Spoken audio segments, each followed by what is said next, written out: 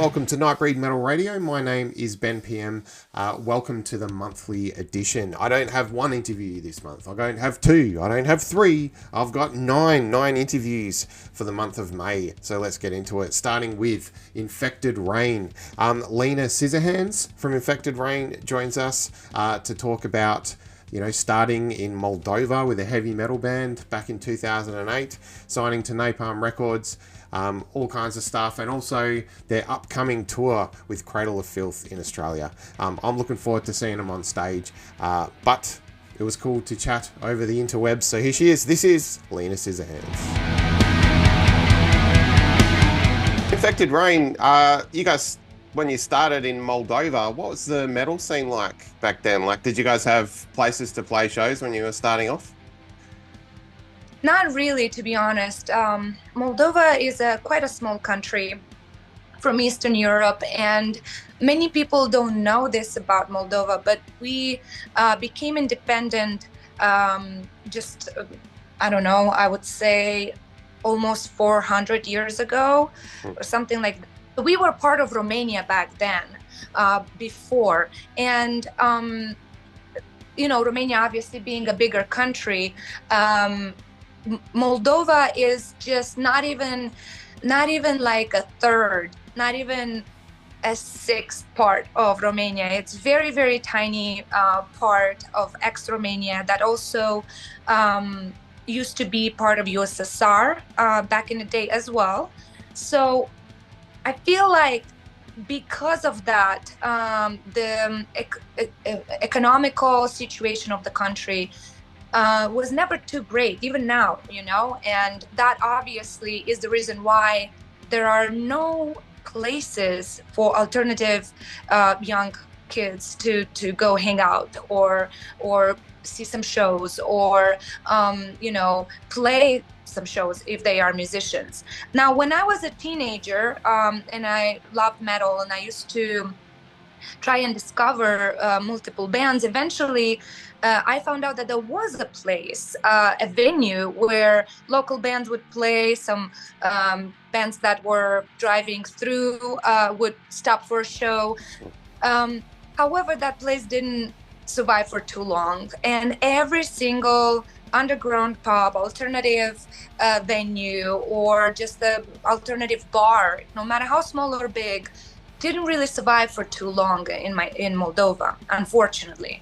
And again, the reason is not because there's no musicians or no metalheads. The reason is because it's very hard to survive and have enough money to pay the rent for that place and bring bands, because it's just a small country with very poor economic situation, and when we created Infected Rain, back then we still had a few people, a few promoters, you would call them nowadays.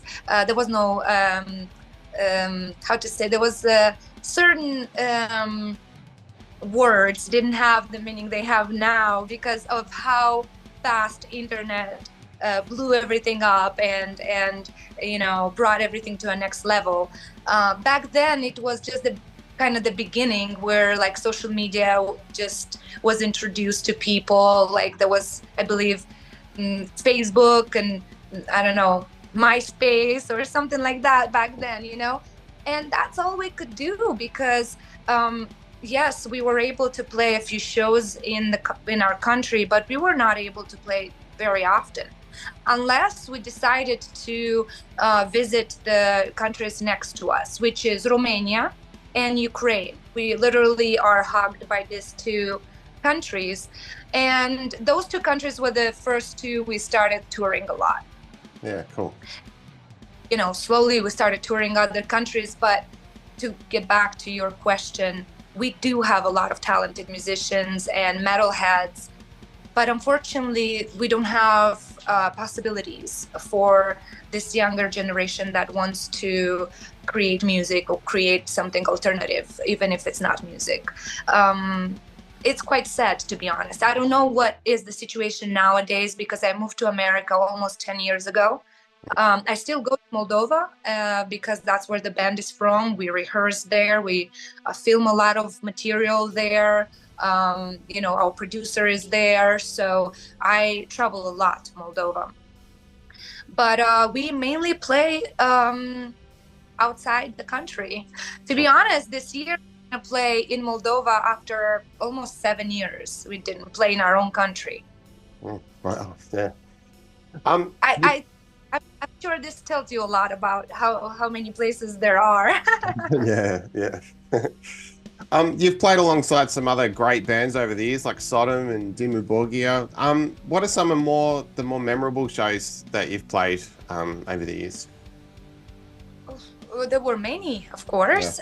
One once was a festival that we were part of in Romania, and we were so little as a band still, and we played right after Motley Crue on a different stage. It was like an after party stage, and we were very nervous because it would have been either no people at all because everybody saw the headliners and left, or everybody will stay to after party and to continue their evening, you know, their night with more music, which was the case. And that was probably our first big crowd. But that was so many. I was still blonde. My dreads were this short. That was cool. Last year, 2023, you guys put out a live album, The Devil's Dozen. How was that? Like, you know, live recording and that sort of thing compared to a studio album? I believe we released that a little bit before, but it doesn't matter. The actual message and the actual reason why we did that was actually for a very special occasion. We filmed this live show that includes 22 songs up until the fourth album, so different songs from 4 albums. We did it because it was our 13-year anniversary. That's why the name as well, The Dozen. And when we filmed it and when we presented it to people, it was presented digitally. That was the main idea. We did not plan to do anything else with it right then. But people received it so well. It's our first DVD, and for the first time we presented ourselves in this way to people. And it actually came with a documentary about the history of the band as well. Some people could see it. But people loved the show itself so much that together with our label, with the support of the label and all the fans, everybody was like, we need to immortalize that somehow, put it on a DVD or something. So we did. But that was not our goal from the start. But we felt very loved and very special when we received so many people, you know, wanting it in a physical form. Yeah, cool. And then obviously this year, Time, your full-length, 6th full-length album, I think. So you got Alice Lane on bass. Was Alice involved in any of the songwriting? Like, did that change the approach to this album at all? No, for one specific reason. Maybe in the future with the next album, this will change. But for the time being, when we were already composing the album, we were still deciding who is going to be the musician that will join the band. So in the very early stages of composing the album, we were we stopped I believe at 2 or 3 musicians that we had to just make our decision and see, you know, who's more interested and more eager to be part of this. Because obviously it's very important to be a very good musician, but it's not the only requirement. We really needed a balanced, passionate person, and we did not plan it to be a female. It just so happened that way. She just was better than everybody else, and she got the spot. She was very excited because she knew the band already. She's been to some of our shows in the past. We didn't know her in person, though. We didn't know she was at our shows up until she told us, you know. And but she did record her instrument. So the composing part is mainly done by Vidic, our guitar player, and together with the drummer, they perfect the songs. Now with Alice being already part of the band, hopefully with the next album, you know, if she has ideas, we will, I don't know, consider them or maybe even execute them, you know, if they feel right.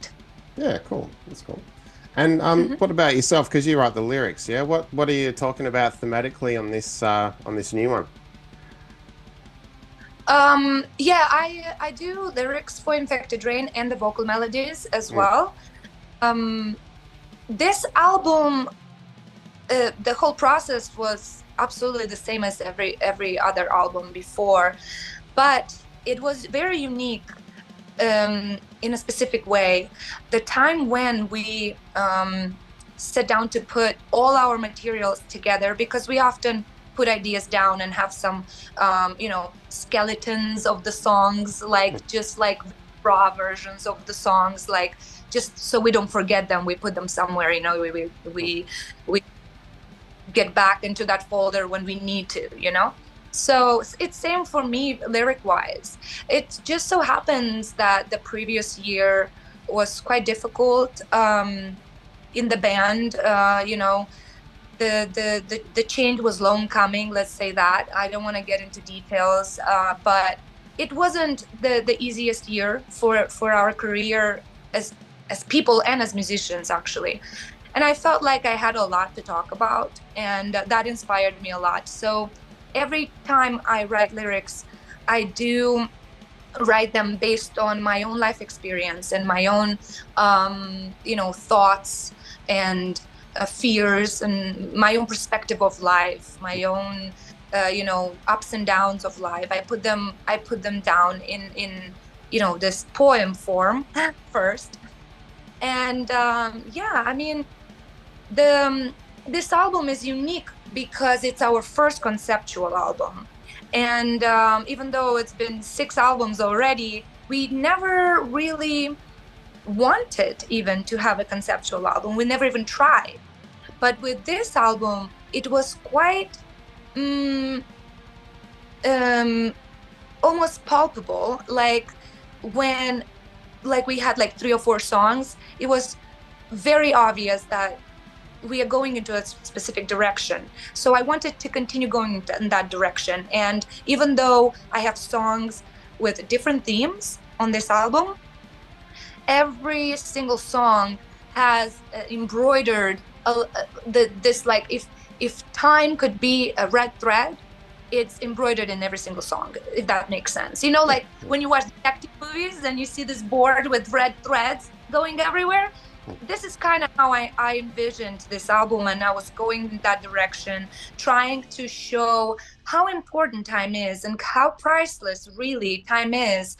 And we are losing it. We are giving it away carelessly very often, and through relationships, through emotions, through you know, just, I don't know, procrastinating and so on. There's 12 songs on this album.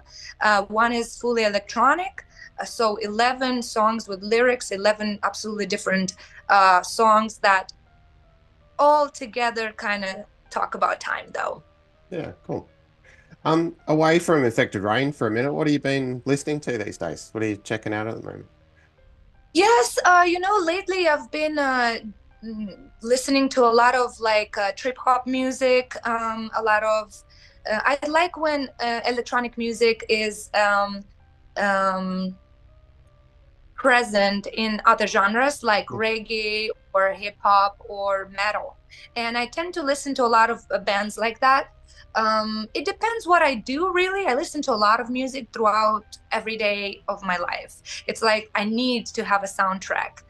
You know, if I am cooking in the kitchen, it's a certain mood I need. If I am, you know, driving, a different mood I need. Or if I'm cleaning, if, you know, it's all like that. Obviously, when I am not on tour and I am just working from home between tours, I don't really do many things outside of being home. So other than listening to the music when you drive or when you exercise a little bit. I don't really have other options, but on tour is when I discover more music. On tour is when I love to listen to a lot of songs, a lot of bands, new albums, because we are on the road so much. And somehow you have to, kill the time. You can't work all the time. We try to work all the time, but you can't. Yeah. So I want me to just tell you like some bands. Let's stick with some, some stuff from the past. Let's say Queen. I listen to a lot of Queen, Depeche Mode, stuff like that lately. I've a lot, and Lenny Kravitz. I have a new love for him now. I always loved him, but yeah, good music. Cool. So you're also in Death Dealer Union, yeah? How'd you get involved with those guys? Because you guys, put out an album in September last year, yeah? Yes, Death Dealer Union was initially just a project of the drummer. He is the creator of the band, Cici. He contacted me during COVID to do a couple of featuring songs. He is actually a businessman that just really wanted always to be a musician, and he had extra time and involved some musicians. He involved my producer as well.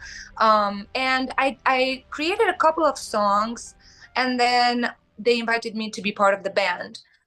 I don't know how and where this is going to go, because obviously starting new projects always condition you very much.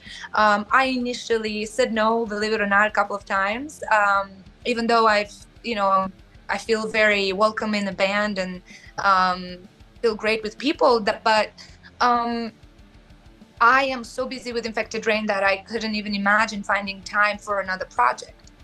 Now, eventually, Cici himself, he told me that he doesn't think that Death Dealer Union will be a full-time touring band or anything like that. So he doesn't mind that I'm constantly gone.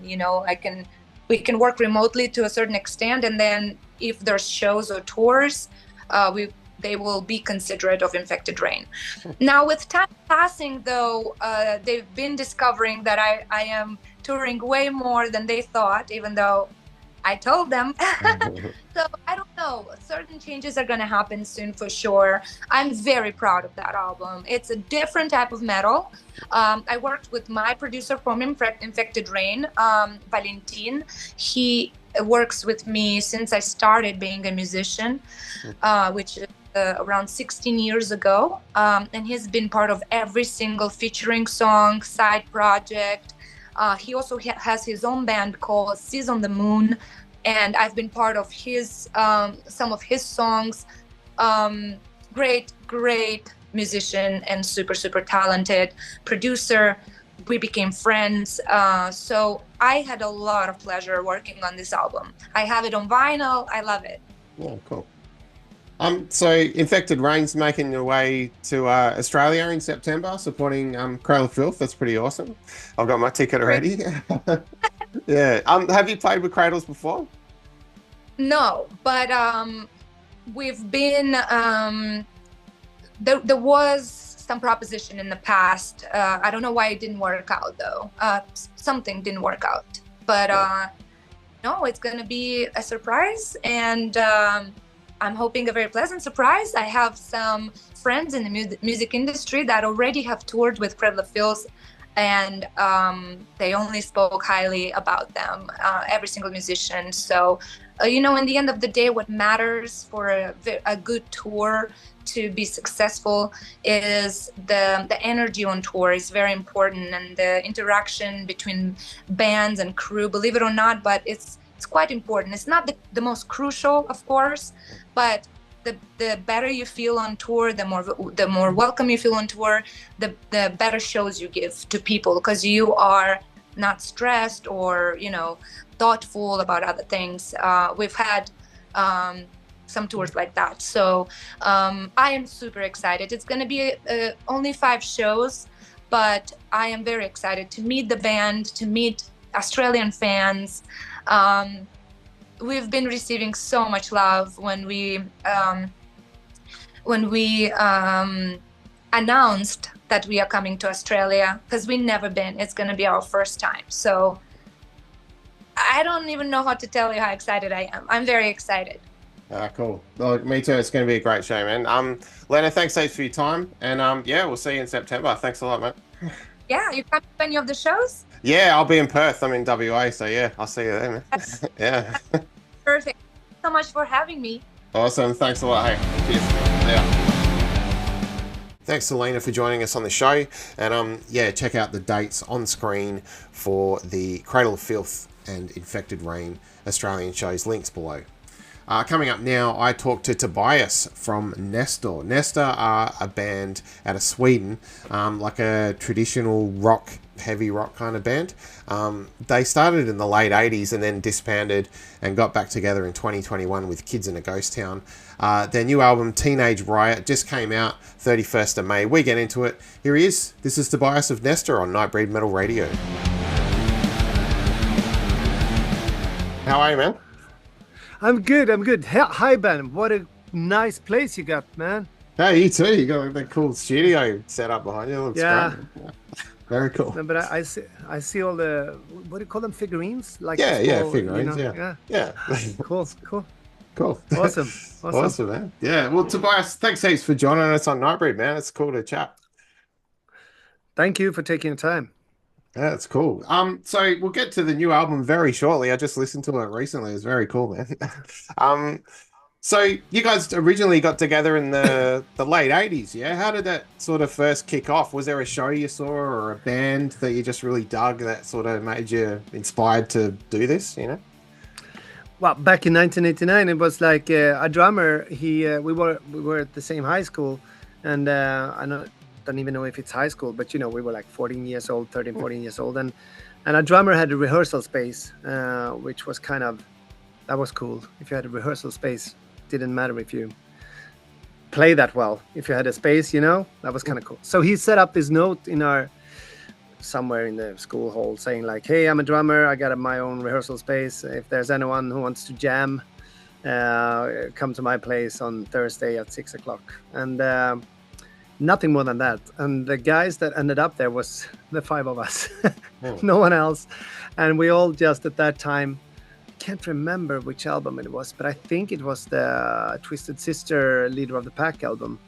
And so we started like jamming on that song, Leader of the Pack. That was the first song we played. And that's how it goes. And then, you know, we started to talk about music and stuff and realized that we had the same kind of references. And you know, we formed a band, called ourselves Nestor, released 2 EPs, unofficially though, but and kind of, I shouldn't say broke up, but you know, 95, 96, kind of life came in between, you know, relationships, girlfriends, education, and we took a pause without saying that. We just, you know, it's like sand through our fingers kind of a thing. So yeah. That's the story. And then 30 years later, I was sitting at home here in Spain. We still, you know, we stayed friends over the years, and we occasionally, you know, when we're visiting our hometown, we played a little bit, played at some parties or whatever. But then during the pandemic, I was in confinement here in Spain and sitting playing old songs, and ended up playing like these 80s ballads, whatever. Is this love that I'm feeling? And then now you get the long story. That's good, man. Yeah. But then my wife said, like, yeah, you're just playing like these 80s songs. And I guess maybe it has to do with the fact that the world was kind of shaky, and I was looking for something without knowing it that felt safe and secure. And then I got this idea that it would be nice, because I always been in the music industry. I always been a songwriter and a producer. And I thought that maybe it's time to make that album, you know, go in a time machine and kind of make that album that we didn't have the skills or possibilities back in 89 to make it now. And I, you know the trade and everything. And I actually called the guys up and said, like, what do you say about getting the band together? We're almost 50 years old. Shall we get going? And the bass player said, like, what took you so long? Let's get started. So, yeah, cool. And then the rest is, I shouldn't say history, but then we released Kids in a Ghost Town a couple of years back. And yeah. That's cool, man. What kind of music were you involved with in that break? You know, were you still playing any sort of rock metal kind of stuff? Yeah, me and the guitar player had a band called Straight Frank, which was semi-successful in Europe. We traveled, we toured with The Purple, for example, and so we were doing that. We released 2 albums, and the rest of the guys, they were more into like tribute bands and cover bands and that kind of stuff, but still kept on playing, but had normal jobs. I'm on the other hand, has always been a fuck up. So I was in the music industry, writing songs and all that stuff. So yeah. Cool, man. So yeah, Teenage Rebel comes out tomorrow here. What's the date where you are? Like, how are we going calendar wise? Calendar wise, we're like Thursday morning, 10:36 in the morning. So it's going to be released on digital platforms like at midnight. So only, what is it, like 14 hours ish? Yeah, not far. Yeah, drops. Yeah, it's cool. 13 and a half. Were you trying something different this time? Like when you were going in songwriting wise, do you sort of have songs banked up, or would you going in with a different idea for the kids in Ghost Town, you know? Well, the thing is that with the Kids in the Ghost Town album, it was then I'm saying I had because I'm doing the main part of the songwriting as well as producing the album, but I had a vision of writing an album about us growing up in this little small town as kids, kind of dreaming of becoming rock stars. So Kids in the Ghost Town is a very glorified idea of how it was back then. The difference to Teenage Rebel is that on this album we're kind of teenagers, you know. We came to a point where all that cuteness or whatever you call it, like when you're a kid playing a guitar that is too big, that was gone. And we had, you know, there was a lot of people saying like, yeah, you know, you spend a lot of time in that rehearsal space, now it's time to cut your hair and get a job, kind of a thing. So this album is a bit more about, you know, breaking free and still believing in rock and roll, so to speak, but a bit trickier, you know, when the rest of the world kind of wants you to be responsible and be educated and stuff like that. So that was the idea with the album, and yeah, that is what it's about, even though it has a couple of, that's one song called Daughter, which is of course now, which I wrote to my daughter and stuff, but I don't know if I answered your question, but a little bit. I think so. That's cool. Yeah. That first track with Freya Miller is on there, The Law of Janty, is that right? Am I saying that? Yeah. You know, you're nothing special, no one cares, all that. Like, it sounds a bit like the start of a rock opera or something. Is that kind of what you were going for? It's a cool sound. Yeah, it is, and I totally believe in the idea of you know, intros, because it gives you. Sorry, my wife calling her. So now you know, I always loved intros from the 80s, and I love intros still today, but not that many bands uses it anymore. It's like a perfect way of getting the listener into the right kind of context. So the idea with this one was like to somehow kind of bridge Kids in a Ghost Town, because it ends 89 and we have a small hints of the old songs in there, as well as just saying like the Law of Jante, which is a stupid thing, but it's a very Scandinavian. I guess that I have Australian friends, and John Peterson, who told me he's from Australia, from Wellington, but he told me that you have the same thing, and he told this story about this guy who climbed Mount Everest or whatever, and he was like, couldn't be proud of it because you shouldn't be proud of stuff that you do. So I guess you have the same kind of thing in Australia. You shouldn't stick out, you know. Yeah, tall poppy, they call it over here. Oh, for some, we got a dropout. We got a electric oh, wow. dropout. Do you say that? Yeah, for like one split second, and everything was up and running, but it managed the internet to break down, and then I had to start everything over. Yeah. You know, I'm in Spain. Yeah. I have to. It would never happen in Sweden, but in Spain it apparently happens. Yeah, wow. Oh well, that's cool. I'm glad you're back, man. Thanks for coming back. Sorry. Yep. That's okay. That's all good, man. Yeah. So I think you were saying earlier, you were talking about the idea of the Law of Janty, and I said in Australia we call it like tall poppy syndrome. That's that kind of idea. Yes. You know, like don't get up too tall. You know, that kind of thing. Yeah. Tall poppy syndrome. Yeah. Yeah, that's what. Yeah. Yeah, cool. Cool. No, it's, I guess that goes for everywhere. And for us, it's like, this was a huge part of us growing up in this small town, trying to, being proud of who you were and playing in a rock band and all that stuff. And there was always people telling like, don't believe you're something special. And I remember one time we played like this midsummer show, and we supported a band that was super popular in Sweden at that time, and we were super proud. And I think we were only 16 years old, and we got back to our hometown and like, yeah, we played with these guys, so we supported them. And the first person we met, he said like, why did you play with them on midsummer? You should not play music on midsummer, you should party. Like, that kind of stupid. He was right in a way, but still, yeah. That track, Last to Know, has got a bit of a cool, like, Def Leppard guitar kind of thing going on. You've played with those guys, right? Yeah, we did 3 or 4 shows this last summer, but festival. So we were part of the festival, kind of. Right. But Cool. same stage, and it really, my aim for that song was to write another Hysteria or Every Breath You Take, or All I Wanna Do Is Making Love to You. Right. Same kind of cab down, driving the car into the sunset kind of feeling. Yeah, cool. Talking visuals, Victorious is an incredible video, like super cinematic and everything. It's like a great ice hockey movie with a tasty guitar solo, Like, how did that come together? Like the whole concept and everything. Well, the idea was, first of all, we kind of, all our videos, we try to get it very storytelling, make a little movie out of the song, because kind of grew up with that as well when videos were MTV, the whole thing. So, but in this case, it was actually a friend of ours, Pirren, he's called.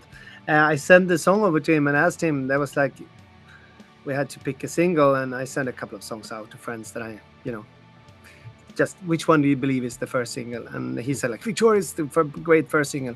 And I just asked him right away, like, okay, what kind of video would you like to see? And he was like, yeah, you should do something like Young Blood, slap shots, that kind of hockey thing, as hockey has always been a big thing in Sweden, as still is. So that was where the idea, were born. And then, of course, we all in the band played hockey and loved the, Young Blood movie with Rob Love back in the day. So, and it has a great sports anthem vibe, the song as well, so it felt like we wanted to do something with sport.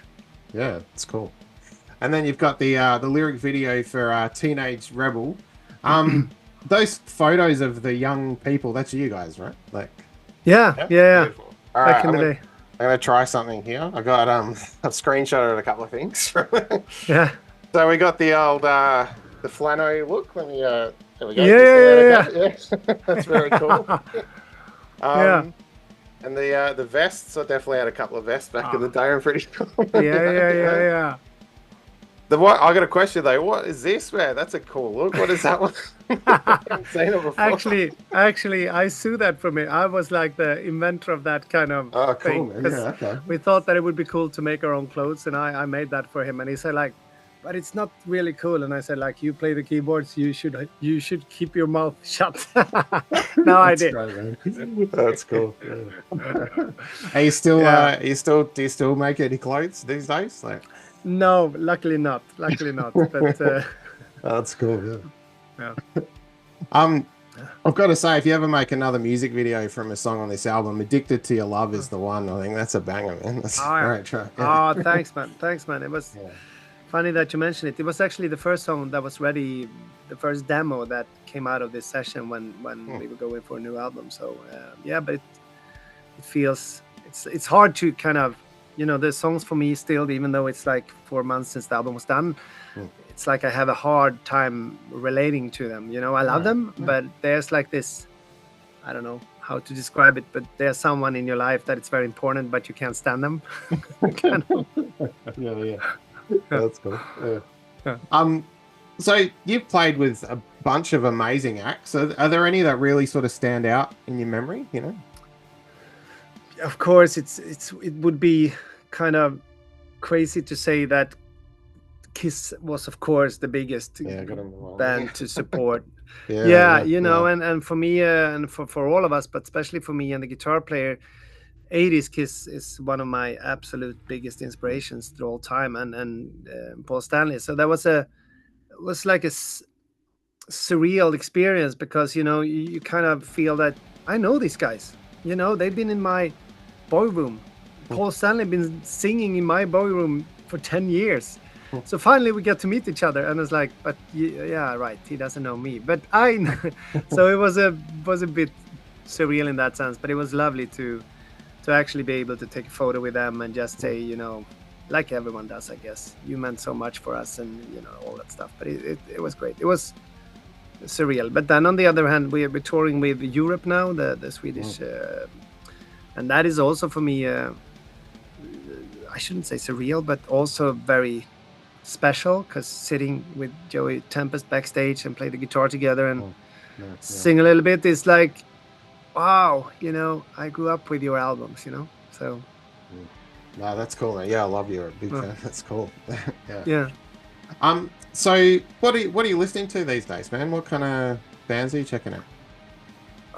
Well, to be honest, I said the other day that when someone asked me what kind of rock genre is Nestor, and I was like, I realized that I don't want to label it. I'm more like, we make music. We try to make great music for people who likes music. So I listen to everything. The last thing I was really into, I got teenagers at home, so I kind of, and I don't think that is a bad thing, because they listen to music like I used to listen to music. What do I listen to now? Everything, but favorite, a couple of favorite bands at the moment is Swedish band called Vargas and Langola. It's like the 60s vibe-ish. They both of them are like top-notch songwriters for everything from Madonna to Avicii, but they do their own stuff, which sounds a bit like Mamas and the Papas from the 60s, with a modern touch. I love that. Apart from that, what do I listen to? Everything, actually, that is... It's so hard to say. I fell in love with, this is crazy, Jonas Brothers. Started to listening to them and realizing that they're fucking awesome. Okay, cool. But then, on the other hand, I'm quite often go back and listen to... I just had a recent where I went from, the first album with Toto up till the 7th one. All these albums in a row. Kind of love them all still. I listened to, after we did the first show with Europe, I went back and listened to Prisoners in Paradise, which is one of my absolute favorite, So and then, everything else from everything, I guess. Audio Slave has always been a favorite. Soundgarden, of course, but Temple of the Dog, Chris Cornell's first, like that it's my top favorite albums of all time. So I kind of revisit that one once in a while. But at the moment, I'm more into like actually looking at the new music, kind of what is.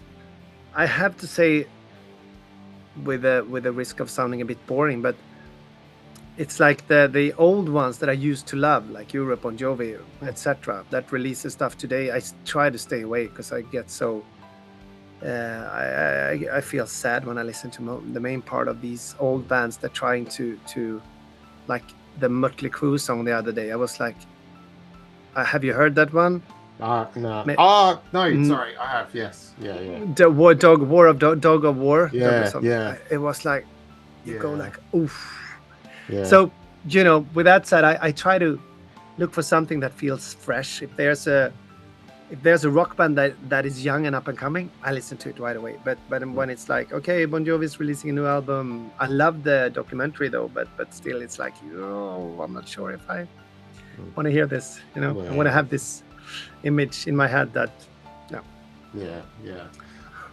What do you think it is with that? Obviously, you're like a producer, yeah? Do you think that's got something to do with it? Because sometimes I find, like, riff-wise, if you played it very differently and it sounded very different, some of that newer stuff still has something, but it just doesn't translate, maybe? What do you think? I don't know.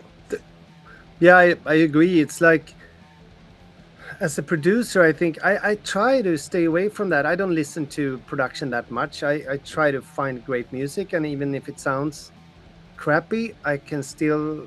I'm looking for like some kind of expression and something that I can hook onto. But it might have to do with the fact that, if you've been in this business and, I'm 50 years old as well, growing up with all these albums. When these bands are doing the same thing but not as good, the same harmonies, the same chords, but it's not as good, then it kind of a bummer. It's like, I don't want to hear it, you know. There was like songs on Bon Jovi, for example. They, you know what they're doing now. It's like what he's doing now. It's nothing. It has nothing to do with the New Jersey album or Keep the Faith album. It's different thing, and it's not good. Unfortunately. Yeah. So obviously you probably got shows coming up off the back of this new album and everything. Is there, and you were talking about Europe and stuff, is there any way you'll make it to Oz? I know it's a bit of a trek, but we'd love to. We just had a strategical meeting with our label the other day, and Australia was one of the countries that popped up early because we got quite a few requests. We already got an option to go there for the last album, but decided not to because it was, we were in between making this new album. So we will definitely come to Australia. But as you say, it's quite a stretch. So we have to be, if we go there, we don't want to go there for one show. We need to make sure that we do a couple of them. So at least. Yeah. But hopefully in 8 months' time, we will come to Australia. Yeah, excellent. We'll come. You know, during winter time here, because then it's summer at your place. So that would be great. That sounds like a plan, Tobias. Cool. Look, thanks for your time. Thanks for coming out. You know, back after the power outage and all the rest. And cool to chat, man. Thanks. Hopefully we'll see you here sometime soon. Hey. Thanks, man. Thank you very much. Yeah, we'll see you soon. Thank you very much to Tobias, and you can check out that Nestor album available physically and streaming everywhere. Links below. Now we've got Jay Gordon from Orgy on the show.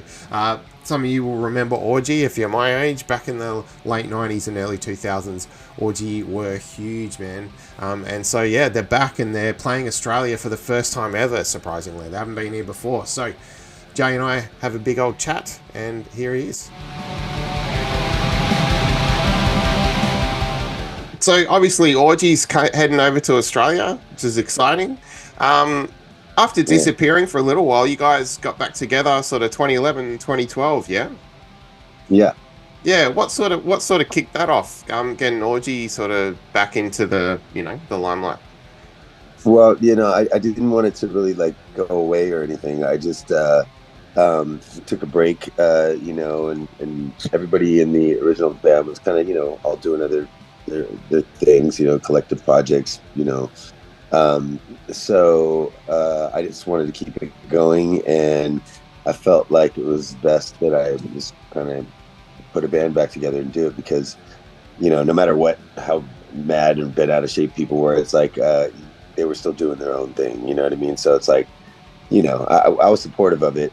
I just wanted to keep doing what I originally set out to do. So I did. So it was hell getting it back together, but but it's working out now. So all the shows been sold out. So cool. Finally got back to where it needs to be. Oh, great, man. I read you guys spent almost 2 years on the road, like right away when you came back into it. How was that? Like, that's a pretty long stint, just jumping straight back in, yeah?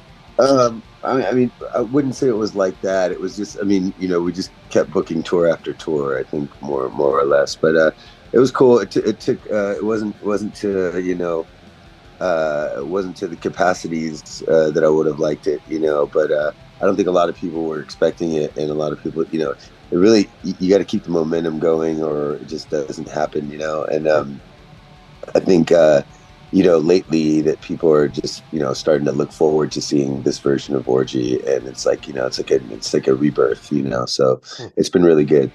Yeah, cool. I've got to ask, obviously you covered Blue Monday back in 98, and that was huge. Like, Candy Ass went platinum. When you were first going in to arrange this, Orgy version of a New Order song, did you have any idea how big it was going to be for you guys? None whatsoever. I think it's just, I wanted to do a cover song. So we were playing with that one and this other song called Something Going On by Frida Lindstedt, who's a girl from ABBA. Mm-hmm. And so it was that or that. And it just seemed like the Blue Monday one was the way to go, you know, and just because it was a little faster, more up tempo, and it was cool, so Yeah. it worked out. Yeah. The Orgy singles back then had a lot of remixes of songs, and you did some of those, right? Say that again. The Orgy singles back then had a lot of, they included a lot of remixes of your songs. And you did a lot of those, yeah? You did some remixes? No, not of my own songs. I mean, I did like Linkin Park stuff. I did, you know, some other artists, you know, remix and stuff like that. I did a ton of those, but you know, that was the biggest one. Was probably the Points of Authority one that I did for Linkin Park. But you know, there's a lot of other remixes I've done. You know, Darude, Sandstorm, a bunch of stuff. So, and I still do them on occasion. So, yeah, that's cool. Yeah, I didn't do a lot of the Orgy ones. You know, I did stuff for like Korn, Limp Bizkit, things like that. Is remixing something you've been doing for a while, or is that something that sort of came after you were, you know, working with Orgy and stuff? It came after working with Orgy, but also it was something that I was very interested in. So, you know, that's why I did it. So, yeah, cool. 2004, you voiced some characters for Vampire the Masquerade Bloodlines, right? How'd you get involved with that? It's kind of a cool gig. I actually did not do that. Okay. That's somebody else. I don't know which Jay Gordon that is. It shows up on my IMDb and things like that. I don't know why, you know, like I've but nobody changes it. I didn't do any. I you know, to tell you the truth, I mean, it could have been something that I read for and did in the studio. I have no idea actually. So not that I know of. I mean, you know, I didn't get paid for that. So yeah, no worries. Yeah, I could have read for a lot of things back then. Just, you know, I don't know, maybe to help somebody out or just kind of try something. You know, I don't know. But as far as I know, that's my voice. So no worries. That's cool. But then again, I played the games. So there you go. So you guys brought out the Toxik EP in 2014. How was that, like getting back and writing again and stuff for Orgy? It was cool. Like, you know, I stay in the studio. I work with a lot of different people, and you know, ghostwrite and do a lot of different things. So you know, it was no different for me. It was just, you know, we're doing it for Orgy, you know, as opposed to something else, you know. But I love the record. I wish I could spend more time on the vocals on that record, because I think it would have came out a lot better. But I love the way it was mixed and things like that. So yeah, cool. The stuff you're working on outside of Orgy, is it similar vein of music, or is it kind of a bit more, I don't know, varied? I mean, I do a lot of different things. You know, like I said, ghostwrites, can't really talk about that. But like, you know, some other things that, you know, I like really heavy shit. Love heavy music. So I do a lot of that. And speaking of new music, Orgy just signed a deal with an Australian label called Golden Robot, and so it's only for 2 songs. It's just, you know, kind of for the tour kind of situation. So we're gonna try to get those out and circulating by the time we get there, you know, so that we can add them into our set list for whatever we play there. Oh, cool. That sounds good, man. So will there be like videos or anything for those, or is it just like a little 2-song thing? Not really sure, you know. I mean, I suppose anything's possible. If one of them was to take off and do really well, then who knows, you know. So you know, sky's the limit. Yeah, that's cool. Outside of Orgy, what have you been listening to lately? What are you checking out? Oh man, I listen to so much. I listen to a lot of hip hop shit. I listen to a lot of you know, a lot of like the dark DJ wave, this kind of thing, you know, Gus Sign and projects like that. Like, he's like kind of like the 9 Inch Nails of DJs. I like his stuff a lot. You know, just stuff like that, you know, just obscure, you know, European shit, or, you know, even stuff from here that's cool, you know. Yeah, cool. So obviously 3 Aussie shows coming up in October. You guys are hitting Melbourne, Sydney, and Brisbane. And celebrating 25 years of Candy Ass. Does that mean we're going to hear a big chunk of that album on this tour? You're gonna hear a lot of Candy Ass. You know, it's not going to just be the record itself. It's definitely going to be, it's our first time playing there, so we don't want to just play all the, just be a one-trick pony and just, call it a day at Candy Ass. So we want to play a little bit from some of the other records, and then play a lot of new shit. So yeah, that. That's cool. So you guys never played Australia before, is that right? No, never. Wow. Yeah, I'm surprised. That's crazy. Never done that, but it's never, the opportunity's never really presented itself in recent years. So I don't know why, but finally it's happening. So no complaints. Yeah, that's cool. And obviously you're playing with Cold, who are celebrating 20 years of Year of the Spider. Have you played with Cold before? Yeah, we've toured with them before. Yeah, cool. No, good. Yeah. And yeah, you were talking about the 2-song thing, which obviously that's cool. We haven't had any recorded Orgy for a while. Is there any plans for other sort of EPs or albums in the future? Yeah, we're just singles. Really, we're just going to release singles, sure. And that's kind of the way that it works these days. The way I look at it, people don't have the attention span for a whole record, so I'm not gonna try to beat them down with that. I'm just gonna keep releasing singles and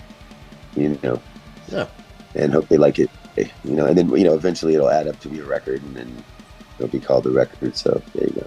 Yeah, that's cool. It definitely seems like that's the way of the future a little bit. Hey, with technology and stuff, we can just access songs just instant like that, Yeah. Cool. Yeah. Awesome. So obviously, different lineup and stuff. Has the songwriting changed for you at all? Like, do you write with the other guys or? Yeah, not much. I mean, I kind of always, the bulk load of the material I've written on any record has been, largely solo. But everybody, does their part and they do their job and whatever. But in this version of Orgy, Carlton and I kind of do stuff a lot of stuff together. So, this has been more of a collaborative effort, so to speak. Before in the old Orgy, Paige and I wrote a lot of stuff together, and and then Ryan and I would write some lyrics together or something like that. But in this version, Carlton and I do a lot of stuff together. In fact, sometimes he'll do stuff on his own. Wide Awake and Dead and Spells from our Toxik EP. He did, I'd say 80% of the music on both of those songs. So yeah, Carlton has a big hand in that stuff. Cool. And how'd you get together with Carlton? Because obviously he's played, with a bunch of bands. So. Yeah, exactly. And he's actually been there before with Berlin. He's in that band Berlin. So yeah. I guess they just played there not last year, something like that. So yeah, but it's good having him. We produce a lot of stuff together and work on a lot of records together. So. Oh, sweet. Oh man, awesome. Well, look, Jay, thanks heaps for your time, and October will be here before we know it, I'm sure, and you'll be on some sunny Aussie shores. You picked good timing, man. October weather-wise should be spot on, man. Yeah, that's great, man. It'll just be getting too cold around here, so it'll be perfect. Excellent, cool, right, awesome, man. And I hope you come. Yeah, cheers, man. Have a good one, eh? Huge thanks to Jay from Orgy for joining us on the show. And if you want to catch Orgy, they're playing 3 Aussie shows in October. Tickets, links below. Just One Fix out of New Zealand put out a 6-track EP on the 10th of May, Submit or Death. I talk to Ricardo, the vocalist, about the history of the band, the whole ministry thing, Just One Fix, and and the new EP and what they're doing. So here he is. This is Ricardo of Just One Fix on Nightbreed Metal Radio. So yeah, Just One Fix. You guys just put out your 6-track EP. 3 days ago? Submit or Death. Yeah, that's cool, man. Yeah, thanks, man. So the earlier stuff you guys recorded was 3 albums, yeah? What made you guys go, all right, this time we want to do an EP? Really, it's kind of time and money, really, and kind of way things have changed. I mean, nowadays with Spotify and all the digital push and everything, it makes more sense. It's kind of gone full circle. You know how I don't know, back in the 60s, you know, it was all 45, it was all singles and things. And then they decided to put long players together, LPs together, and that happened. And that was dictated because you could sell records and make money out of records. Now you can't really do that, or you don't do that as much. And to get the most bang for your buck, and like Spotify playlists and being playlist curated on Apple Music and all those other platforms, you know, if I put out that EP and then tried to release singles of it, it doesn't work. Like, basically, if the EP's out, all the songs are considered out. So, you know, there's an artist here that I've done a little bit of work with in New Zealand, and she did a 10-track album, and she released 8 singles before she released the album, just to make the most of that, basically get the most bang for a buck. And so, you know, we looked at it and went, it was originally going to be 3, but our guitarist can't stop writing music, so it ended up being 6. But yeah, that's the idea. And also, you know, taking a leaf out of Down's book. You know, I'm a big Down fan, and you know, a few years ago they were like, man, it takes us too fucking long to get together and then to write an album, and so rather than have people waiting for longer for 10 songs, let's just give them 4 now, or whatever it happens to be. And I think that's smarter in the current climate of things. Yeah, cool, man. Do you think so?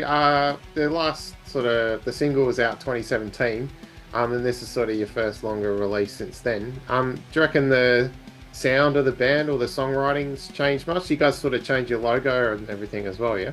Yeah, we try and evolve with each release, you know, something. And that's why we also did different artwork for each single, rather than just bang the EP artwork on every single, just make it stand out and give it its own feel as well. But yeah, I think we have, because I mean, you know, Death in the Family is a lot probably commercially viable, I suppose you would say. You know, it's hookier. It might sound something like, I don't know, without wanting to put us in a box, something like Metallica might kind of, it's got that kind of more commercial vibe, whereas this stuff is definitely heavier again. And I mean, Death in the Family was for us something different, because the album before that had a lot more metalcore influence and a whole lot of other stuff going on it as well. And there was definitely nothing that anybody on the radio was going to play on the radio from that album. And then we went and just had some fun and jammed, and we'd actually, as a band, been doing some shows as a Metallica tribute, just to make some money to pay for recording. And I think you can kind of hear that. And like, we jammed that song, it was a bit of fun. And so the drummer, Warren Kelly, who was on that song, he ended up leaving. And we got another drummer, and so the drummer that's with us now, Ross Curtin, and Ross came. He had been in a death metal band called Silent Torture, who we'd played with a couple of times, and so you can kind of feel that vibe. I think there's definitely more of a deathy feel to the songs on this record than there was to, say, the single. Yeah, cool.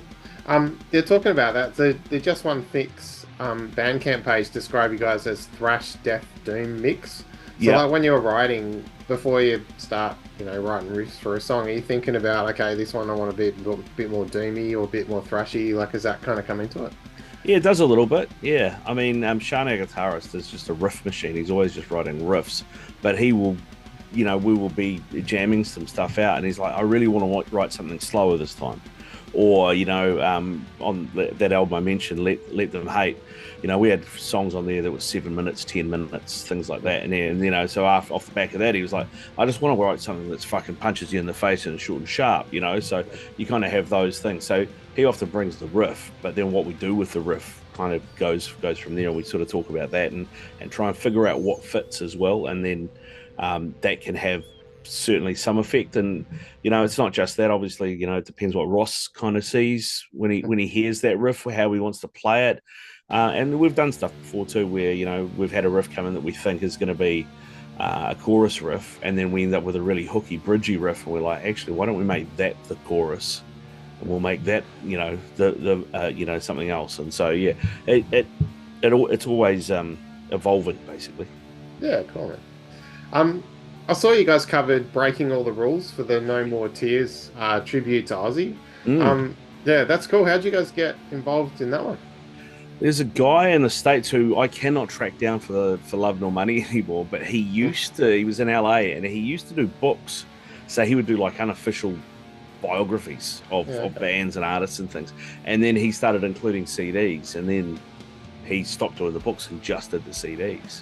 And I saw an ad on, might have been like Guitar Center in LA or one of those. It was on their website that they were looking for bands, and so I got in touch, sent him some stuff, and he was like, "Yeah, man, well, like it costs this much to pay for the license, so you do that, and then this is what you get in return." Okay. So we did that for him with that, and that worked really well for us. We got a bit of pickup off that, and then he came back to us and asked us to do the Metallica cover off the back of that. But we never got the CDs. We never got the, like, you know, you're supposed to get X amount of albums and X amount of stuff. We got the Aussie ones, but we never got the Metallica ones. And I don't even know if the album ever got put out officially, physically. And I can't find the guy anywhere anymore. So I don't, we gave up on that a while back. Yeah, right. Well, so you guys are named after a Ministry song, right? The Just One Fix. Have you guys ever covered any Ministry songs before? No, we haven't. And it's funny because I joined the band and it was already called Just One Fix. Yeah, okay. Yeah. And I was just like, why are we called Just One Fix? Because we're not industrial at all. Yeah. And we just thought it was a cool name. Yeah. I was like, all right, well, yeah, fair enough. But it has been confusing for, like, we've opened for a bunch of different internationals. And they see our name and then they go and check us out at Soundcheck or whatever, and, like, guaranteed at some point somebody will, like, wander over and go, "You guys don't sound anything like fucking Ministry." Like, no, we know. Yeah, it's funny, man. So yeah, talking international acts, you guys have played with like Sepultura, Megadeth, Death Angel, like a huge list of great names. Are there any shows over the years that stand out as really memorable ones? Yeah, wow. There's been a few. We've got a big stadium, indoor stadium here in Auckland, which holds about, I think, maybe 15,000, and it hadn't been open long, and I reckon after Crowded House we were the first New Zealand band to play it, I think, and that was with Korn, and there was a tour going through Australia actually, and it was Korn, Chimera, Biohazard, Bleeding Through and Throwdown was the tour, and was like, wow. And I'd been hassling the promoter to try and get us on the bill, and hassled him, and he was like, and then he said, "Look, it's not going to happen, we've got too many bands." And I was like, fuck, okay. And then, like, the week of the gig, he rang me and he went, "Hey, do you still want to play the gig?" And it turned out Bleeding Through and Throwdown's visas, something had gone wrong and they couldn't get into New Zealand, so that's how we ended up on that show. And that was cool, man, because we ended up hanging out with Rob Arnold from Chimera quite a lot. He was a really good dude. He came and hung out in the dressing room and just shot the shit with us. Cool. And Billy from Biohazard was really cool, and we just kind of played that show, and that show was immense because that place was packed. So playing that was cool. We played a Big Day Out as well. And that was like one of those, like, 1 o'clock in the afternoons, sun beating down. We're on the stage right by the main gate, so we got big walk-through crowds. So those really stood out for us. I think if you ask Shani, our guitar player, he's a Dave Mustaine tragic, so he'd probably say Megadeth at the St. James. But I mean, there's been a few. Yeah, it's cool, man. So what's going on in Auckland? Like, you guys are all based in Auckland, right? Mm-hmm. Yeah. Is there, like, what's the sort of local thrash metal shows like? Is there, outside of the bigger gigs, is there stuff to go check out? Yeah, there is. I mean, it's funny in New Zealand because there's actually not that many thrash bands in New Zealand. So we're one of few. 3000 AD are worth checking out. And I don't know if they're still doing things, but Red Dawn as well were around doing some stuff. And I'm trying to think. There's a couple of others that we've played with as well that are kind of more on that sort of thrash sort of vein. But predominantly, New Zealand produces a lot of really brutal death metal bands. That seems to be the go, right? So I don't know if you know Blindfolded and Led to the Woods, or Plague of the Fallen. Those guys utilize the Remains, Ulcerate, they're all New Zealand bands, and there's a big scene that way. So it's less thrash, it's more death metal, I find. But it's good. There's a good mix. There's a few other bands doing some different stuff as well. There's a few power metal bands, and we played a thing called the Blitz Metal Fest in January, and that was a real mixture of bands, so you had your brutal death metal bands, you had us, you had guys who were doing sort of more power metal, symphonic metal kind of stuff. So yeah, it's a decent scene here. It's a decent scene. Yeah, cool. So Mid or Death, the new EP's out, of course. What's next for Just One Fix? What's next for you guys? We'll just get it out there and play to people, really. That's the plan. So we did an EP release gig on Friday night with a couple of other bands. Black Gravel City, worth checking out. Really cool if you like Deftonesy sort of vibes. And Dead House Gates. I don't know if do you remember a Kiwi band called Subtract? They were really big a few years ago, but it's the drummer and guitarist from Subtract. It's their new band, so more of a death metal vibe again. So we play with them, and then we're planning on doing some more shows with those guys around the North Island, and then we have to sort of try and figure out the South Island, because it's you can fly to Sydney for the same price you can fly to Christchurch. So it's one of those. It's just trying to make it work cash wise, Yeah, fair enough.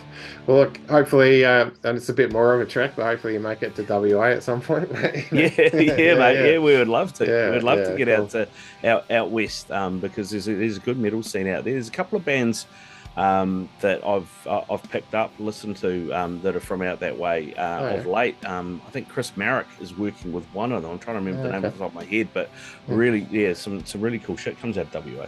Yeah, nice, man. Cool. Awesome. Well, there's heaps of cool shit coming out of New Zealand as well. So thanks very much. And Ricardo, thanks heaps for your time, man. It's been good to chat, eh? Yeah, man. Anytime. Cheers, man. Cool. Have a good one. You too, bro. Now to Aussie shores, the Gold Coast, Queensland. I talked to Sam and Tane from Kaosphere. Their album In Scars We Trust came out on the 3rd of May. And we get into it. Here they are. This is Kaosphere on Nightbreed Metal Radio. In Scars We Trust came out 3rd of May, but if it's all right, I wouldn't mind going back to the beginning. Like, what was happening in 2015? I guess, Tony, you better answer this one. What was happening to get Kaosphere started? Well, we actually, we actually all used to play in bands back in New Zealand. And then we realised, we played in different bands, and then we realised we were kind of all over here. And previously they were playing in a band called Esophagus.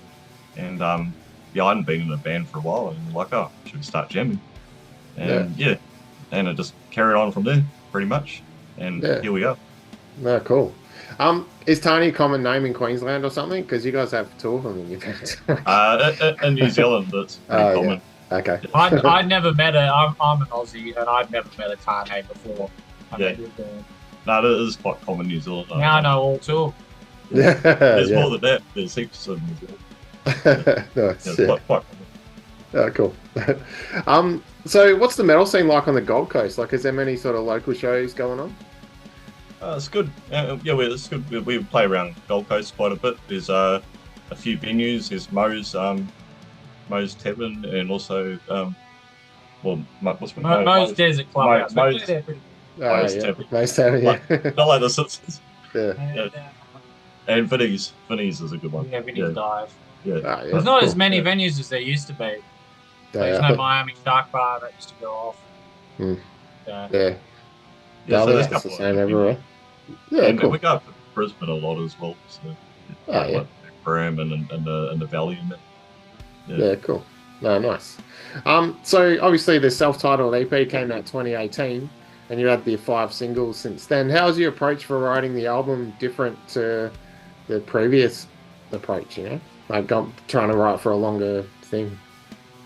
We spent a lot more time on it this time. Spent a lot more time on the writing process, the recording process.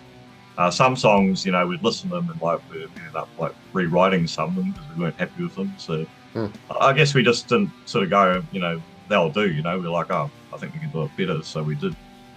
So we just spent more time on, every aspect of the writing and recording.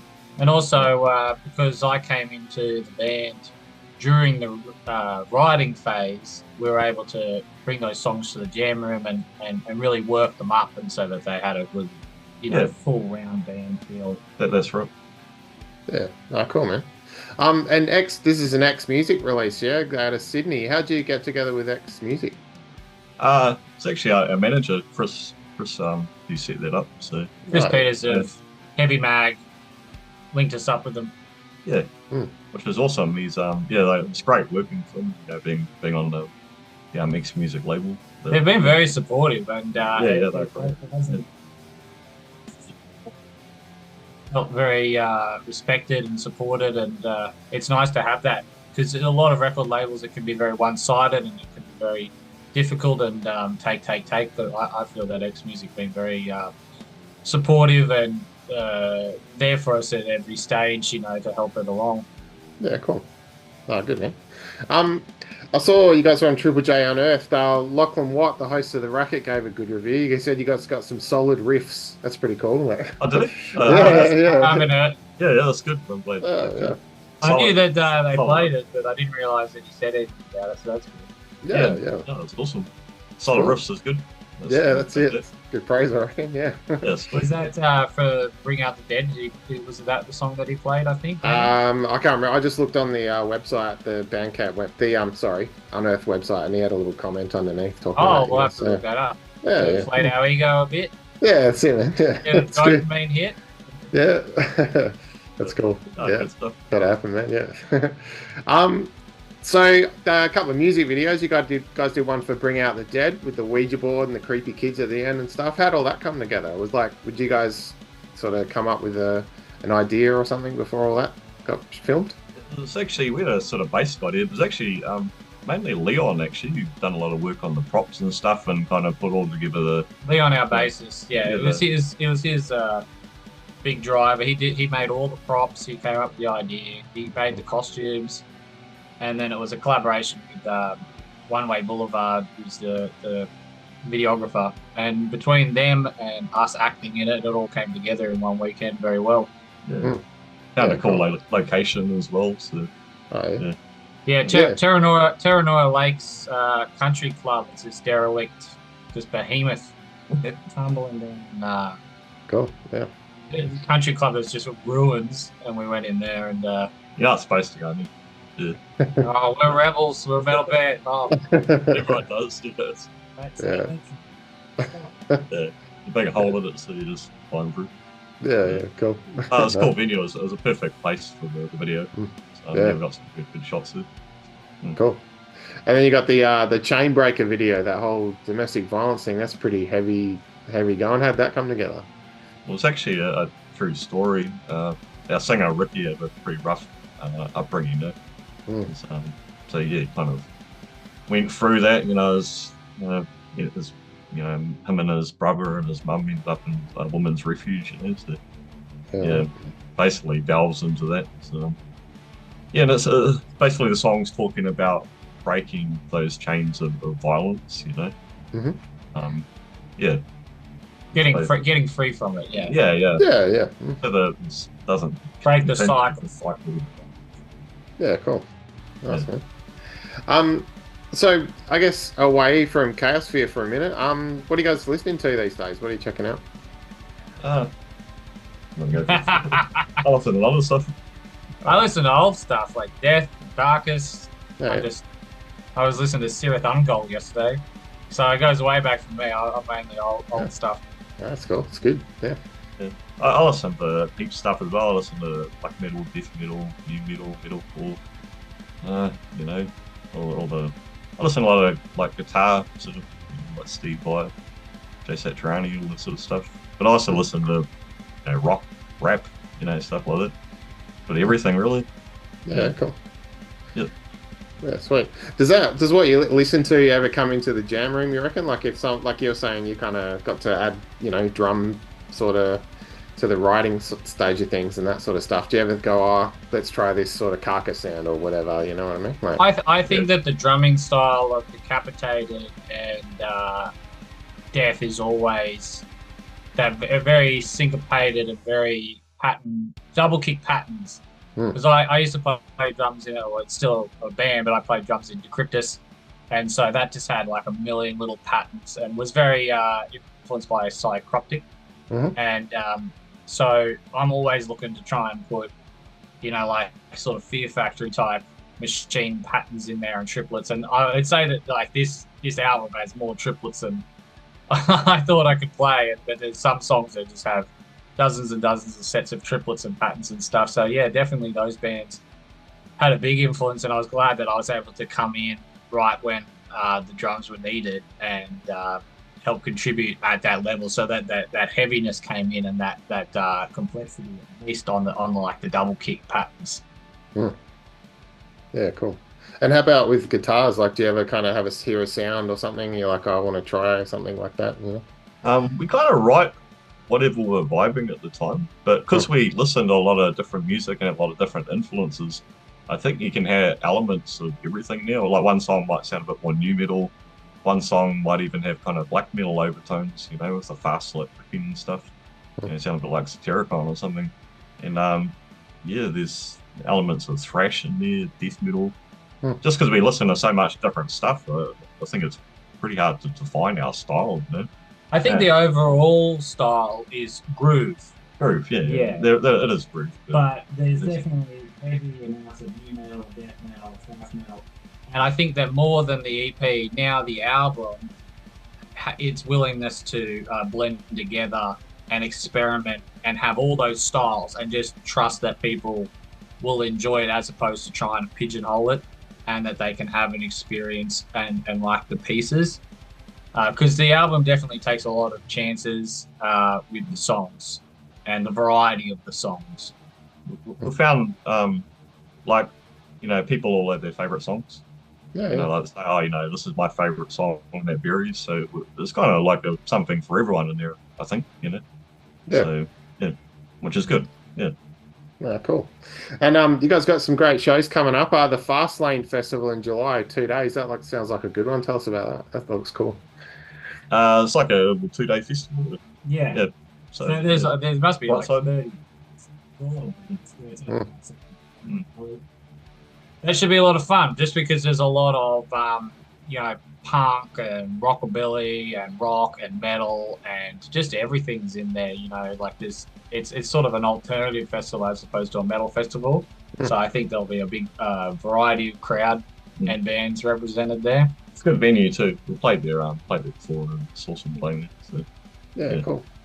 And then and then coming up, you know, a lot closer, 31st of May, you guys are playing with Miruthan, the cult of I'm pretty sure. Miruthan, there you go. Yeah, thanks. Yeah, maybe. yeah. We're doing 2 shows with them. They're doing a national tour, and we're jumping on the Southeast Queensland show. So we're doing Gold Coast at Mose Desert Clubhouse, and then the Back Room in Brisbane. I think the 30th and 31st of May, or the 29th and 30th of May.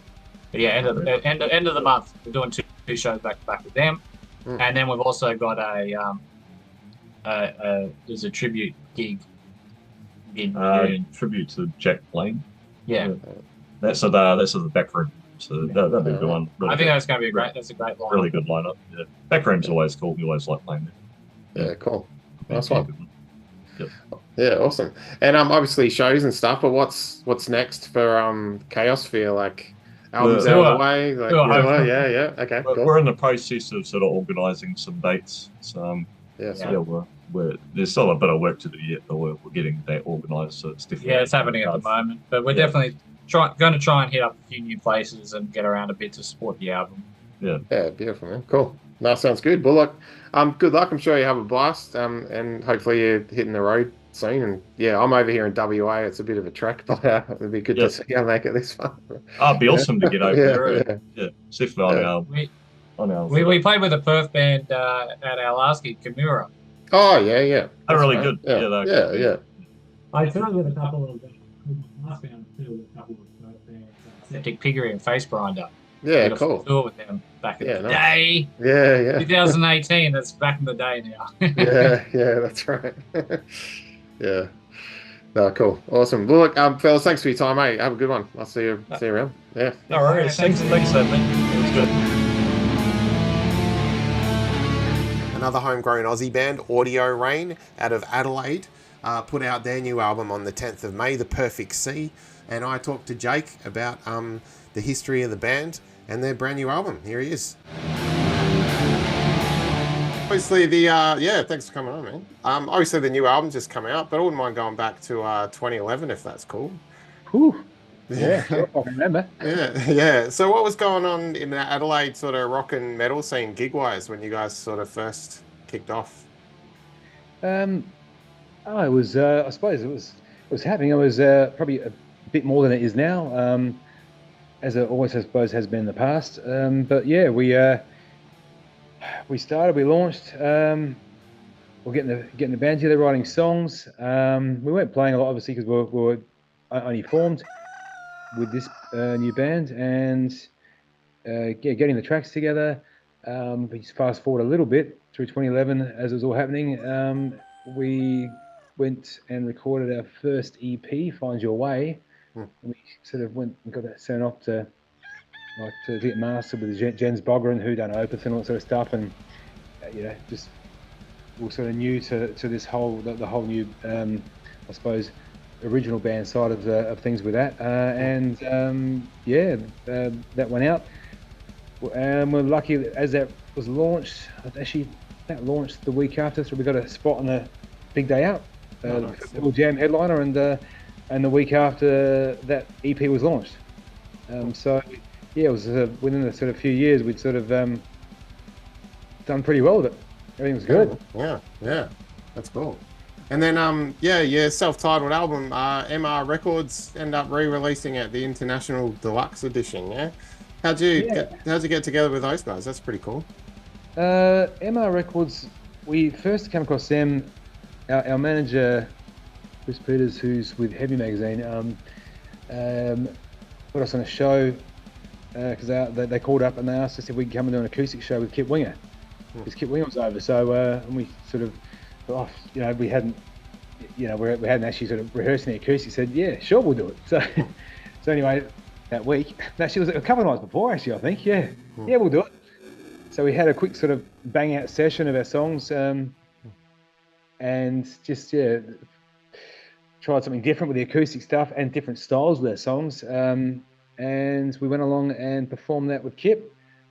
And NMR Records obviously had bought Kip Winger at the time, and they saw us at the show and how well received it all was, and that's how we sort of got with them. They wanted us on board, so we joined with NMR back at that time, and the rest is history, I suppose, with them.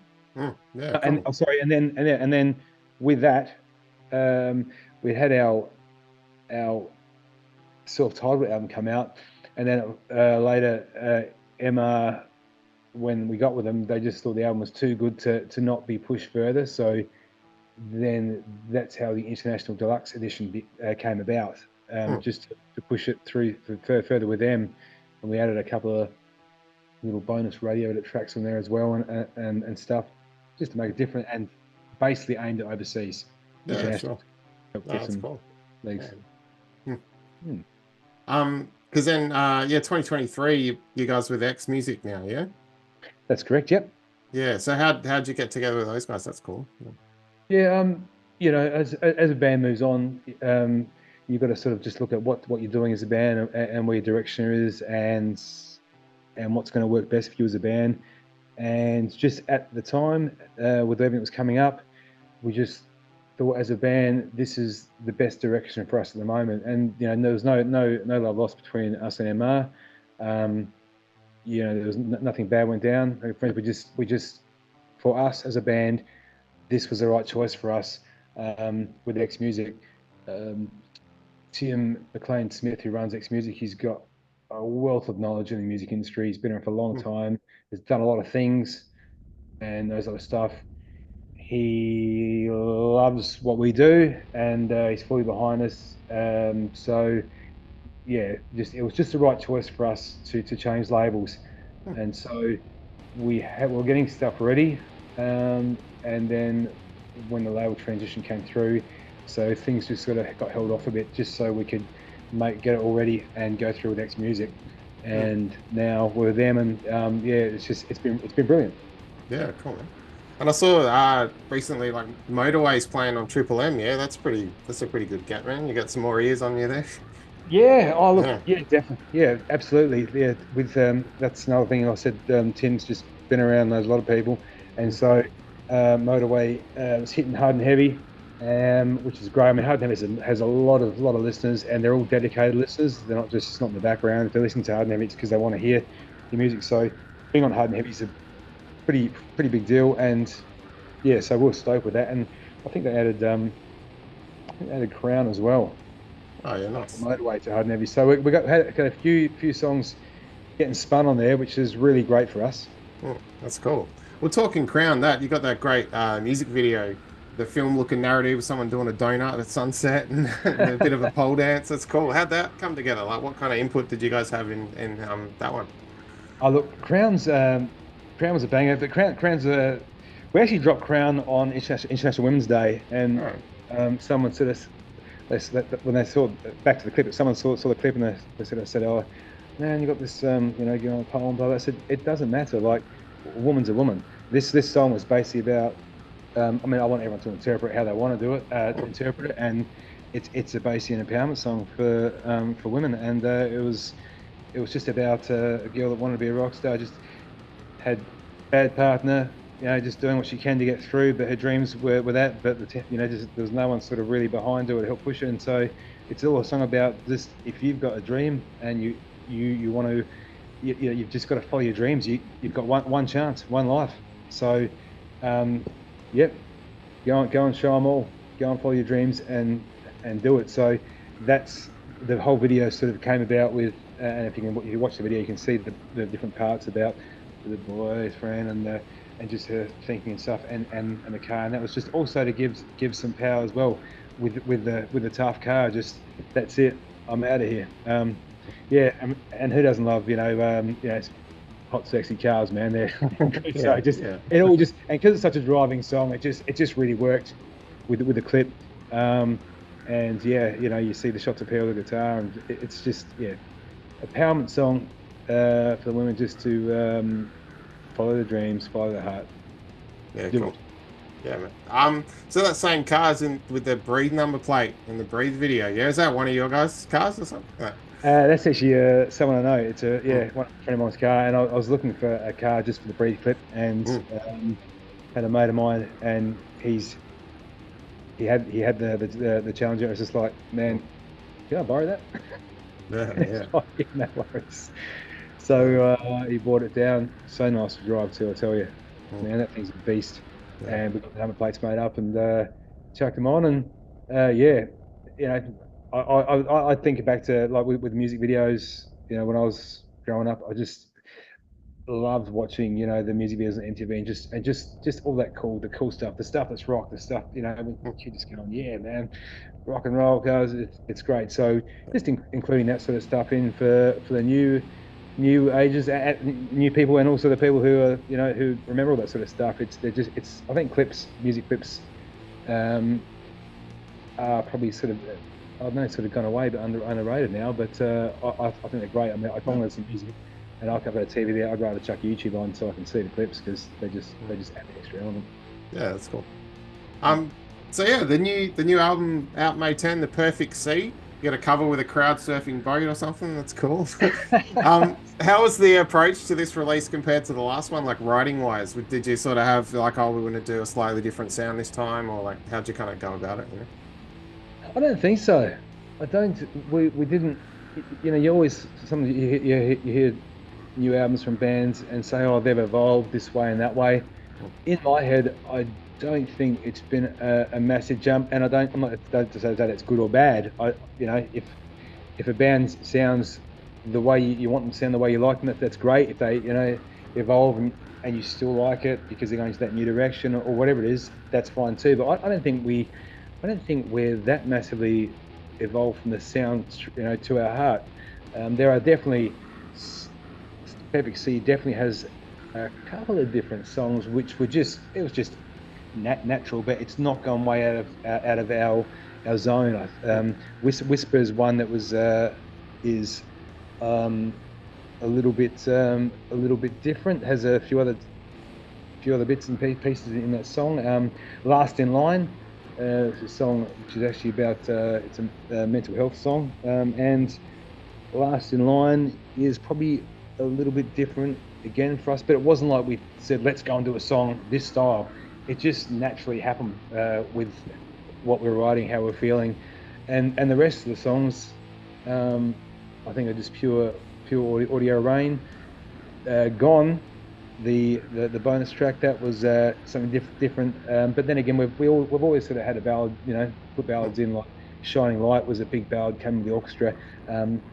Gone was something we just want to show our diversity. I mean, you've had bands, and we didn't, do it to copy them, but bands like Mr. Big, Extreme, I mean, Beatles have done it. Just having a completely different track on there, which is still you and diverse. I mean, Five Finger Death Punch, they have their little ballads. So, and we just want to make sure that whenever we do an album, that's one thing we do make sure, is that it can go for the people who like the heavy rock a bit harder, and for people who aren't really the heavy rock, there's just something that blends their way, just to pull everyone together. So there's something for everyone, which we've done on both albums. Cool. So talking, different styles, what kind of stuff are you listening to lately? What sort of bands? Me, I've been listening to a bit of Aussie music lately with our mates bands, like Blaze and Shotgun Mistress,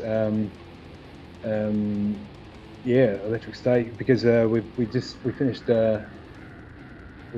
up doing a support for Skillet a few weeks ago, and bands that we know, and our mates bands got the supports as well, and everyone's been dropping new music here, so I've been listening to that stuff.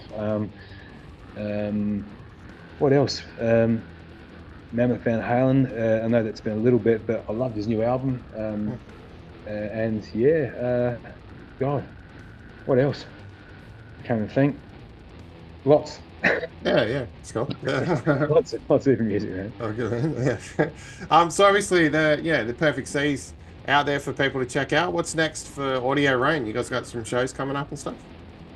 Yeah, we sure have. We just came back for the X Music Live, just a couple of shows in Melbourne. We came back, done a launch here at the really cool Crybaby Bar in Adelaide, which was I had a bit of a free entry show, and that was just a really cool launch. Everyone came along, we signed some heap of stuff, and it was a great night. We're going back to Melbourne, actually, June the 8th, I think, and we're going to support our mates Blaze, who have just dropped a single. So we go over there and they asked to come over, play with them. Then we're back here doing a headline show, and another band I said no are coming over with a single launch, but they're coming. We're headlining. They're coming to play with us, and we're. I think then we're doing another show, Shotgun Mistress. They were supposed to support us, but they couldn't make it. Now they're coming over with their album, so we're just going to play with them. So we're not sort of necessarily going out with the full album launch tour, but we're just playing around with all their mates, and just as long as we're all playing together and the right people, everyone's coming to get to hear all of us. It's just it's great, man. We're a good little network of mates, music mates, and supporters. We all just try and do what we can for each other, which is really cool.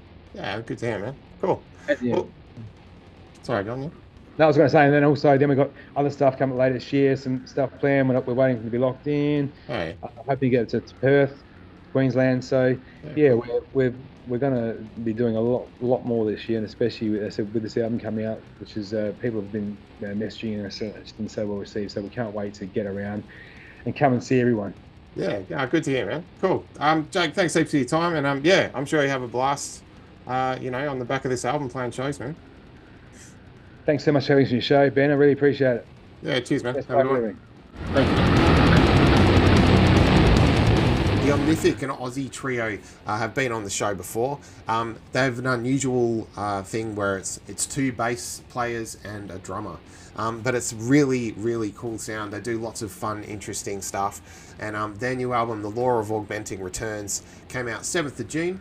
I talked to Jerome about it. Here he is. This is the Omnific. Hey, Jerome. Hey, how's it going? Yeah, good, man. How are you? Yeah, not bad. Just chilling, really. Yeah, cool. Good. So thanks for coming on Nightbreed, man. I last spoke to Toby back in January 2022. Okay. Yep. So a while back now. But obviously you got the new album coming out shortly. But what have the Omnific been up to since I last spoke to Toby back then? When was this? It was 2022. 22. Oh, okay. So 2 years ago now. Pretty much still writing, and then we wrote Law of Augmented Returns, which is our latest album, going to be coming out in June 7th. Yeah, Yeah, but pretty much, yeah, writing and we did 22 was, I think, Europe and US, I think twice. Nice. So yeah, it's pretty full 2 years. Yeah, that's cool. So yeah, the Law of Augmenting Returns. I was listening to it earlier. It's killer sound, man. That first track, like, I went in blind to that first song. Like, I know, like, I've heard you before, you know, but I expected bass, and the song's called Bass. And then, spoilers, it starts with a pretty decent a cappella intro before the bass kicks in. Like, how'd you come up with that? That's a great idea, man. Yeah, I think Matt wrote that. He always wanted to do like a barbershop quartet sort of style, anything in any sort of band that he was doing. So I think he came up with just like a sort of synth melody first, and then he's like, wait, this really fits like a barbershop, like sort of the way it's like 4 different melodies sort of coming together, and 4 voices, I guess. So he wrote lyrics to that and got it refined, and then became what it is now. Yeah, that's cool. How'd you go about writing this album? Like, was anything done any differently from the last time you guys got together and sort of, you know, recorded some stuff? Not really. We all just pretty much just, because we've evolved our sound to what it is today, and building it up, and that's why we're confident to make an album instead of an EP. We didn't need to grow the sound or anything. We were already there. So yeah, I think we're just sticking to what works. That's cool. With the drums, there's a lot of like cool changes and things, and it's particularly like Butterfingers. There's that big change right at the end with the last few bars. Is that something is that sort of thing talked about in conversation first, or are you like, I'm doing this, what do you reckon? Like, how does that sort of happen? Yeah, they give me like a basis on what can go there, and I just pretty much write on top of it, and then we all come together, and whatever parts feel work stay, and whatever, you know, we all feel like it doesn't work gets changed, and if it needs to change or not, it's just something that's either cooler or just fits better with what's happening. Yeah, cool, man. Yeah. Who decides what the songs are called? Like, you got, you know, Fat Mackerel. Is that a conversation, or is someone in charge of just naming those songs, you know? It's just pure, let's find whatever we hear in any walk of life, sort of just like cool words, cool ideas. But yeah, I think we've all come up with song names before for each album at least. So yeah, it's just whatever really springs, because we don't really have lyrics to, you know, have anything about, so it's like just what's cool. yeah that's sweet. The Will o' the Wisp video, you got the cool, you know, wizardy chainmail costumes, all that stuff. How'd that come about? Like, how'd the concept and all that come together? Yeah, that video is pretty cool. It was like old blue screen stuff, and concept was just from the vibe of the actual track itself. Really, it's sort of like eerie and like sort of like majestic sort of feel to it as well, and super heavy in parts as well, but it still had that like I don't know, like medieval edge to it, just especially with that snare opening, and yeah, and it just fit the song too well. yeah, that's cool. And you got all those like horse battle scenes and stuff. Like, where's that come from, man? How'd you get that together? We didn't actually film any of that. I think it's like stock footage, honestly. Oh, cool. Yeah, because we never filmed any of that, and we Jamie and Declan, who are Still Point, we filmed it with them, and we filmed our parts, like the drums, basses and stuff, and like all that, a little bit of acting. But that movie sort of cut stuff was just, I think, stock footage. I think. Cool. Yeah, that's pretty fun, man. That's cool. Yeah. So you've been at this for around 8 years now, right? Is that? Yeah. It's pretty close to it, I think. Yeah. That's cool.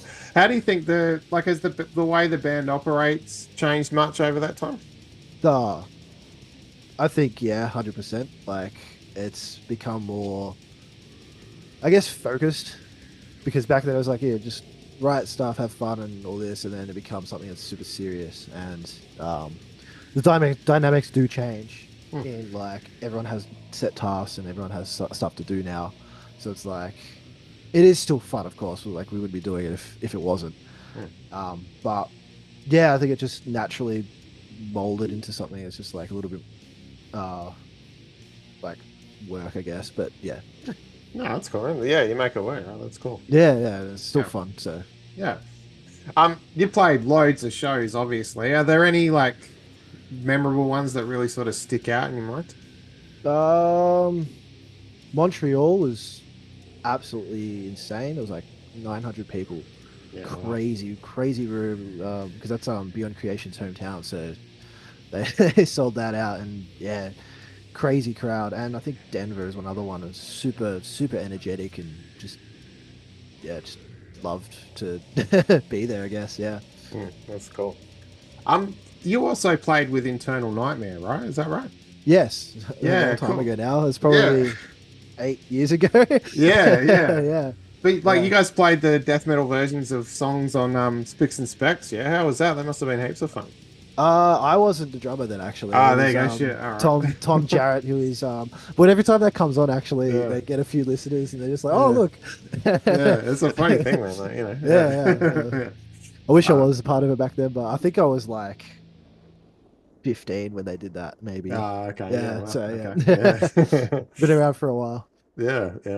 What have you been listening to lately, man? Outside of the Omnific, you know? Ooh, that's a good question. I just discovered the band Home Team. Oh, okay. Well, So it's like just like a sort of like more rock, like alt rock, but really cool stuff, really catchy and really cool licks as well. So check them out. Yeah, cool. And what about like drum heroes? Are there any drummers that really sort of made you want to pick up the sticks? Or, Blake Richardson from Between the Bird and Me. Yeah, cool. Yeah, phenomenal. I feel like my writing style I feel like is similar to his, I guess, with using paradiddles to match what's happening in the music and stuff. So yeah, he's like number one to me. Yeah. So you got a big tour coming up, Europe through July and August, the UK. That's pretty enormous. So you hitting any spots that you haven't been to this time around? Yeah, I think we're hitting Italy, Milan for the first time. I think it's Slovakia, and I think they're the only two new ones. I think. That's cool. Bristol. Bristol's a new city for us. Yeah. Sweet. Cool. Yeah. Awesome, man. And is there any chance you'll hit spots in Australia anytime before the year's out? Yeah, definitely before the year's out, 100%. We're just still working out back end stuff and getting timings right because Europe's a month after the album comes out, or less than a month. So I think it'll be after Europe. Yeah, cool. So yeah, no, it's all easy, man. Awesome. Look, Jerome, thanks heaps for your time, and good to chat, and I'm sure you got some good shows ahead, man. Have fun. Thank you so much, dude. Cheers. Cool. Thanks. Have a good one. See ya. Yeah, cheers. Now to some death metal. 200 Stab Wounds, a great band out of Cleveland, Ohio, have a second album coming out. Manual Manic Procedures comes out June 28. Steve joins us on the show. He's the vocalist and guitarist of the band. He's backstage just before they play one of the many shows. They're very much a touring band by the sound of it. And we get into it. This is Steve from 200 Stab Wounds on Nightbreed Metal Radio. What's up, dude? Hey, Stephen, how are you, man? I'm good. How are you? I'm good. So, where are you guys playing this evening? We are in Seattle. We're at El Corazon. It's a very small venue, but we played here a few times. But yeah, we're in Seattle, Washington tonight. Yeah, nice. Cool. So what was the metal scene like in Cleveland, Ohio back in 2019 when 200 Stab Wounds was first starting out? Were there death metal shows to play back then at home? Yeah, there's always been shows to play. I mean, when we first started, everything was shut down. So, I mean, there wasn't really anything happening. That's why we didn't play a show until a year after even putting our first release out. But I mean, if that didn't happen, yeah, there would have been shows. There's always been shows like black metal, thrash, punk, hardcore, death metal. There's been all types of shows all over Cleveland for a long, long time now. So I'm sure if nothing got shut down, we would have been all right as far as like local shows go. But unfortunately, everything got shut down. But prior to that, there was a lot of things going on. Yeah, sweet. So, April 2023, you guys put out 7-inch 3 Metal Blade Records, that Masters of Morbidity. How'd you get together with them? With Metal Blade? Yeah. Basically, how I remember it happening is I don't know if they knew about us prior, but I remember we played a show in LA at it was like a record store / venue. I can't remember what it's called right now, but we played in LA at this record store venue place, and one of their people came out to the show and saw us play. And yeah, we didn't really, we talked to them that night. We went out to dinner with them, but we didn't really talk about anything as far as them signing us or anything like that. It was just kind of meeting each other and just kind of bullshitting. But yeah, so we didn't think we were going to get signed at all. I thought that maybe they were just like the band but didn't want to sign us or something. But after that, they came and saw us again. Or maybe, I think maybe after that show, they did get in contact with us about signing us. I can't really remember, but I remember it actually happening the second time we played LA and they saw us and they all came out or whatever. But yeah, I don't know how they found out about the band. I'm pretty sure just through us doing a lot of shit and touring and, you know, they're being buzzed about us. I'm pretty sure that's how they found out, but they reached out to us. They saw us play a couple times and they reached out to us, and yeah, we worked it out and joined up with them. Yeah, nice. So yeah, your second album, Manual Manic Procedures, comes out June 28th. You demoed the album first, right? Before like the rest of the band's recording and everything? Yeah, I mean, yeah, I have like a home studio thing. Not really a studio, it's just like a little setup. I have like a MIDI like drum pad where I lay the drums down and I'll lay guitars over it. And I just work on stuff like that. So most of the time, it's just I'll have stuff demoed out, and then, you know, if the song's done and we're happy with it, then we'll keep it that way. Or, you know, if it's not, then I'll bring the demo to the guys and we'll all kind of work on it. Or maybe like they'll bring an idea as far as a riff or maybe like a structure thing. But yeah, the whole thing was demoed prior to us recording it and all that. But the only thing that we didn't really have, there was a couple songs lyrically that were done, like Hands of Eternity had lyrics and like vocals demoed out to it. Release the Stench had lyrics and vocals, but none of the other songs when we went into the studio had lyrics or you know, like any type of structure to the vocals at all. We didn't have lyrics at all, so that's something we had to work on in the studio. Like after we were done recording for the day, we spent all night working on lyrics for the songs that weren't done or worked on at all lyrically. Okay. Actually, what kind of questions are you asking each other if you're writing those lyrics together? Are there certain things you're like, oh, we want a song about, you know, this gross thing or whatever? Like, how are you kind of coming up with that, you know? No, not really. I mean, that usually kind of comes up when I mean, we don't really talk about it, to be honest. I mean, like the way I write, it's pretty straightforward. Like my lyrics, they're pretty straightforward and you can kind of get the gist of it if you just read it. And it's kind of more so open to interpretation. But with Ezra's lyrics, they're not so obvious, you know, they're not so like, you kind of have to think about them a little bit more, at least what I get from them. So that always comes up with his lyrics. It's like, okay, well, what's this about? And, you know, what does this mean? Because his shit's kind of cryptic in a way, you know? So it usually comes up with his lyrics, not more so mine. Yeah, okay. Cool.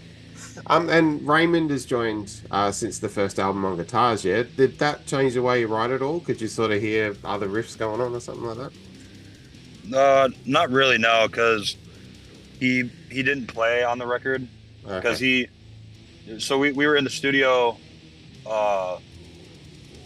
We were in the studio before he actually did his first tour with us. He was in the studio and he did a couple leads on the record, but he didn't write anything on it. He didn't do any of the rhythm tracks. So all that stuff was finished before he had ever even like came out and heard those songs. So I mean, now that we've played together for, you know, over a year and We've been working on some new stuff.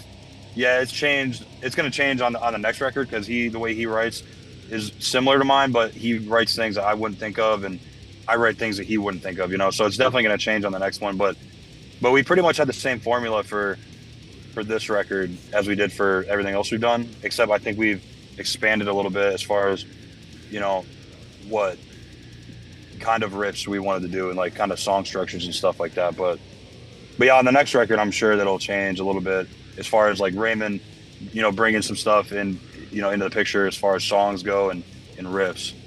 Yeah, cool. And the recording. So, did you do anything different from Slave to the Scalpel on this one? Because obviously, production-wise, it sounds different. Yeah. Yeah. Not really. No. I mean, I'm trying to think if we did anything different. I think no. I mean, no. It's all the same. I just think that the reason why it sounds better, in my opinion, is because of Andy, the guy who recorded it. He just gets better every single time we go back to him. I mean, we've been recording with him since we were probably 16, and it's like every time we go back, it just sounds better. And it's not like an intentional thing with him, I don't think. I think it's just naturally the way that he is. He just gets better and he keeps learning things. But the way that we recorded it was pretty much exactly the same as a Slave to the Scalpel. Yeah, cool. Your cover images, you always have these like fun, gory, crazy scenarios going on. Do you have any favorite gory album covers from other bands that stick out? Yeah, we got to go with Butcher to Birth. Got to go with that one. That one's kind of fucked up. And but I mean, not really though. I mean, that's really the only one that I can think of that's like gory in that sense, or kind of shocking. But that's the only one I can think of off the top of my head right now. I mean, there's album covers that I like, but nothing particularly gory. Because I don't really come up with the ideas for the album art. That's always Ezra. So that'd probably be a better question for him more so. But yeah, I got to go with Butcher to Birth. Pretty much. I mean, we're pretty much on the same wavelength of, at least with this record, as far as that type of stuff goes. I mean, we tried to go for this one in particular, we tried to go with more of like the Carcass style, like collage type shit, like ransom note type looking shit. But yeah, I mean, that's just something that Ezra came up with, and he came up with the Slave to the Scalpel art too. So I don't know where he comes up with the shit, but it always turns out pretty good. So I'm happy with it. Yeah. So yeah, talking to other bands, what are you listening to lately? Shit, I'm listening to. I mean, I listen to the same shit I always listen to. I listen to a lot of thrash, death metal too, but not more so. I mean, it just depends on the band. Just because we play that every night on tour, so I just listen to like the shit that I grew up on, like Slayer, Municipal Waste, Death, bands like Cancer that are kind of slept on. There's a really good band from Ohio. They're an older band. They're a 90s band, but we listen to a lot of Gutted. I put a lot of people onto that. Every time someone asks me about like a underrated, like old school, like death metal record, I always have to mention that one because they're from Ohio. And also not a lot of people know about that record because that band didn't really do too much. They played a couple shows, I think. And I know they have 2 records out, but they didn't really do much. And I also listen to a lot of Morbid Saint, which is also another band that I think is really slept on. Yeah, I listen to like a lot of crossover shit, like thrash death. That's more my cup of tea as far as like metal that I listen to. Yeah, cool.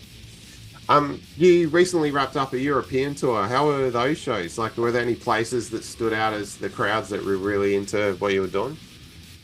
Oh yeah, the United Kingdom, big time. I mean, Europe was cool too.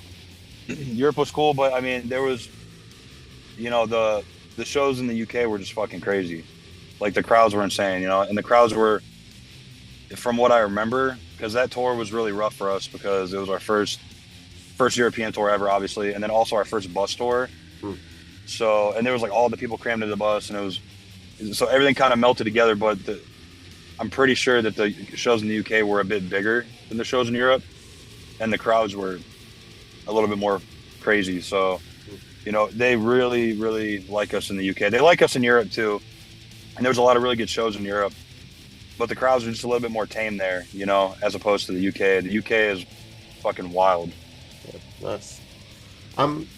You played a lot of festivals too. Have you been extra excited about playing with any favourite bands on the same bill, or met any bands that you're really into beforehand, you know? In Europe or in general? Just in general, yeah. Yeah, trying to think. I mean, we have one coming up with, well, actually, we did one in Europe. We played with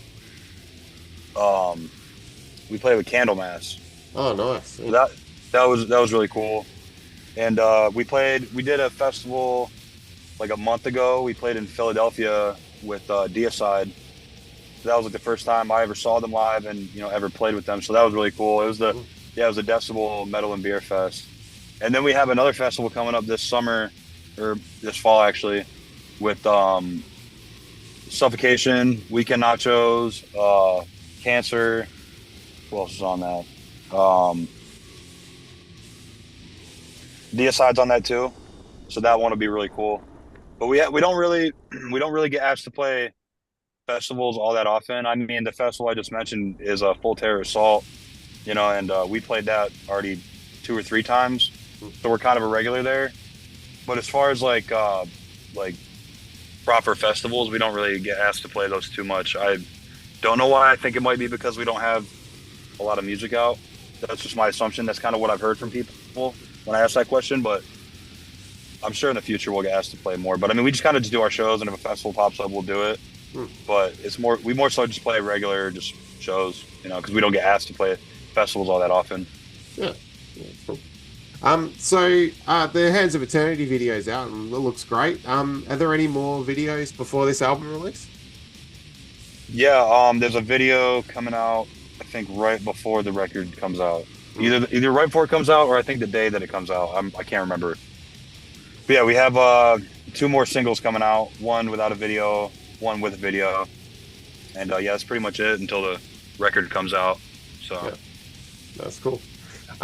So silly question, but why 200 stab wounds? Why'd you land on that instead of 250 or 300 or something? Well, our old guitar player came up with the name. So I think the story behind it was, I mean, there's no particular, to my knowledge, there's no particular reason why 200. But I remember the story behind it was our old guitar player, me, and a couple other buddies. I think Owen, our drummer, was in the band at one point, but not at this time that I'm speaking about. But I think that he had come up with that for a song title for the band that we were in at the time. And you know, when we started this band, I'd asked him about that, and I was like, "Yeah, we should just use that for our band name." And we were all down for it. It's a cool name. But I mean, me personally, every time someone asks about it, I just tell them that it sounds right. You know, 100 stab wounds is stupid. 150 stab wounds, that's like too specific. It's like, why? And then 300 stab wounds, it's like, it doesn't have a ring to it. 200 stab wounds just has the ring to it, in my mind. So how could it be anything else? You know? Yeah, that's cool. Yeah. So I'm sure you got a bunch of shows coming up. Is there any chance you'll make it all the way across to Oz at some point, man? Yeah, I mean, we've been offered to do Australia, but you know, it's really hard to tour over there unless the money's right, you know. Yeah. And I'm just gonna be honest about that. So we've been offered it quite a bit, but we just haven't been able to accept anything quite yet because you know, we just don't want to go over there and put ourselves in a hole, really. Yeah. But I know people want us to come over there, so we're gonna make it work soon enough. We just got to find the right person to bring us over, you know what I mean? But we'll make it over there, I'm sure, in the next year or so. Yeah, cool, man. We're looking forward to it.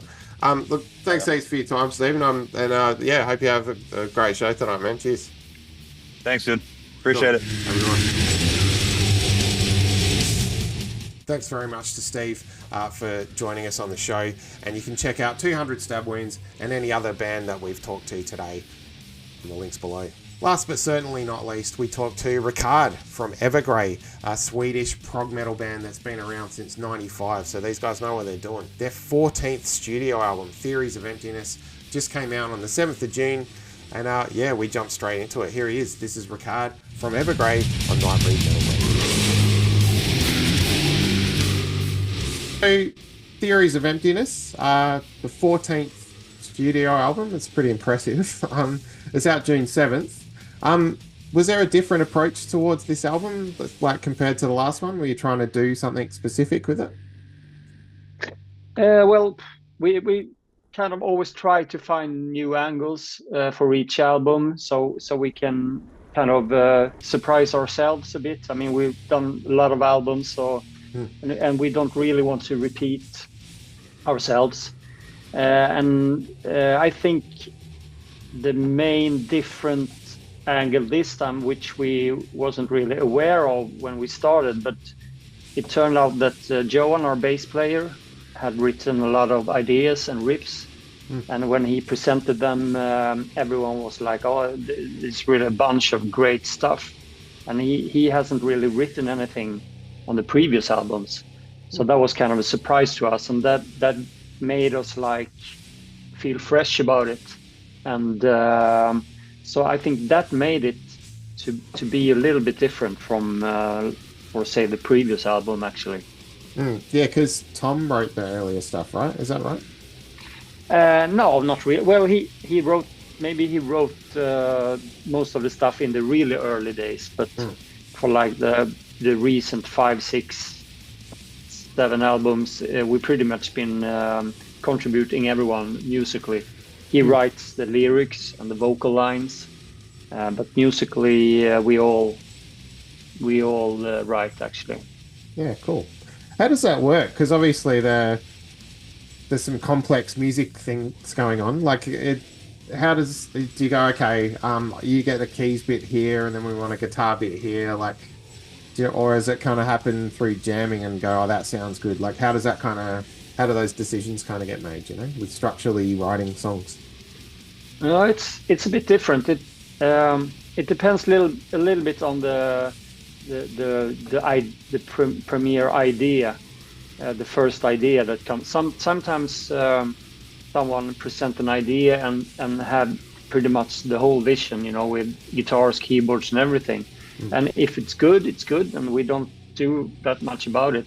But sometimes maybe if I have like a piano part or keyboard riff, then we try to find cool stuff to fill up with, to make it an Evergrey song, and find guitar riffs and instruments to fit the idea, if you say. So it's a little bit different. Sometimes we have the structure pretty much there from the beginning, and sometimes we have to work a little bit more to find the song. Yeah, cool. So Theories of Emptiness, the cover design, you got the brain with stars thing going on. What's the kind of what's the idea? What's the theme behind Theories of Emptiness? Well, I'm not. I don't have this perfect answer for that, but it's part of trying to do something different. Actually, the guy who made the cover, he's been doing quite a lot of Evergrey covers, but earlier in the recent years. But it's a bit different, and we knew that people were going to have opinions about the cover. But we really, when we first saw it, it was like, that's interesting. But we really felt that it was right for us to do something, maybe try something different this time. So I guess it's just part of the process of trying to feel fresh and not repeat ourselves too much. I mean, we're not going to change style totally, but have something new and fresh. So cool. Something like that. Yeah. The Say music video, it looks like you guys are covered in clay or something. Like what is that? That looked like that would have been a pretty messy. It's some it's some kind of clay. Yeah, it was. At first, it was kind of hard to get rid of it, but then you had to jump in the shower, and then it kind of fell off naturally. Yeah. So, but yeah, that's right. It's play of some sort. Cool. And this album, I just read. I'm not good at saying this name. Is it Jonas Rensk of Catatonia? So he does some growling on this album. So like we haven't heard him growl for years. How did that? Exactly. Yeah, that's awesome. Yeah. Yeah. So we made him growl again. Yeah, that's it. Yeah. Yeah. So how did that come about? How did he get involved with you guys? Tom and Jonas, they worked together in, if you know, the Arion project. Oh yeah. Lucas Arion. So they worked together on that project and became friends. And then Tom just asked him over a couple of beers if he wanted to guest on the new Evergrey album. And he likes Evergrey, and we like Catatonia. So. But it was nothing we had really planned. It was more of a coincidence that he joined up for a song. But excellent result, and cool thing that he growls again. So yeah, we're really happy about it. Yeah, excellent. One of the other videos you guys have done, the Falling from the Sun. With all the fireworks going off around. Were there any of those bangs a bit closer than you expected? Like, they look like they're pretty nearby. Yeah, they were pretty close. But the sad thing was we couldn't see them when we shoot the video because they were behind us. So we just heard them. Yeah. So we don't really know how close they were either. But we didn't get hit anyway. So, but it was a really fun video to make. Just hearing all the stuff going on, and I just took a fast peek, to see what was happening. But we had to wait for the result to see what really was going on.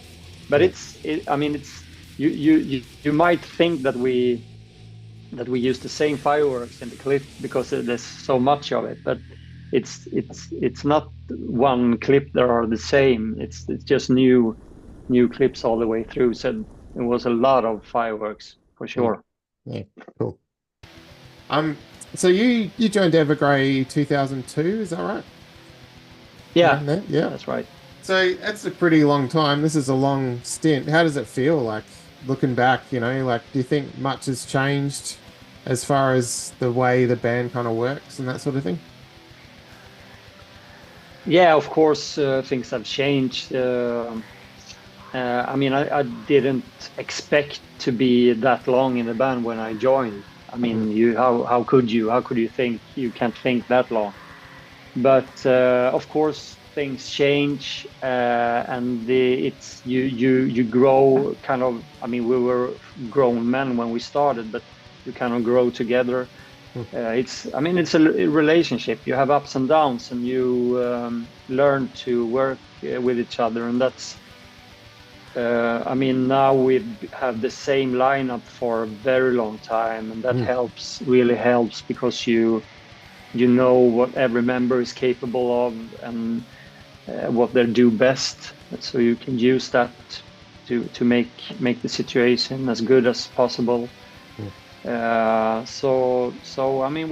still going strong, but I can't say that I'm going to be in there for 5 more years. It's impossible to say. We take one thing at a time, and now we've done this album. Now we're going to do some touring, and then we'll see. Sure. Yeah, that's cool, man. If we go way back to the beginning with your playing, was there a band or a show that you saw or something that made something in your brain go, I need to do prog metal? What was it that kind of clicked it for you? What that I need to do prog? Yeah, like play metal. What was the first thing? Play metal. Yeah. Oh, I grew up with the 80s metal scene, like Judas Priest. I was a metal fan in the 80s. That was my thing, and although I played the keyboards, there were not many metal keyboards at that time. It was like John Lord, and that was pretty much it. But metal has always been for me, you know, and of course I listen to other kind of music as well. But when Evergrey, I heard from Evergrey, and I mean this was, like you said, 2002.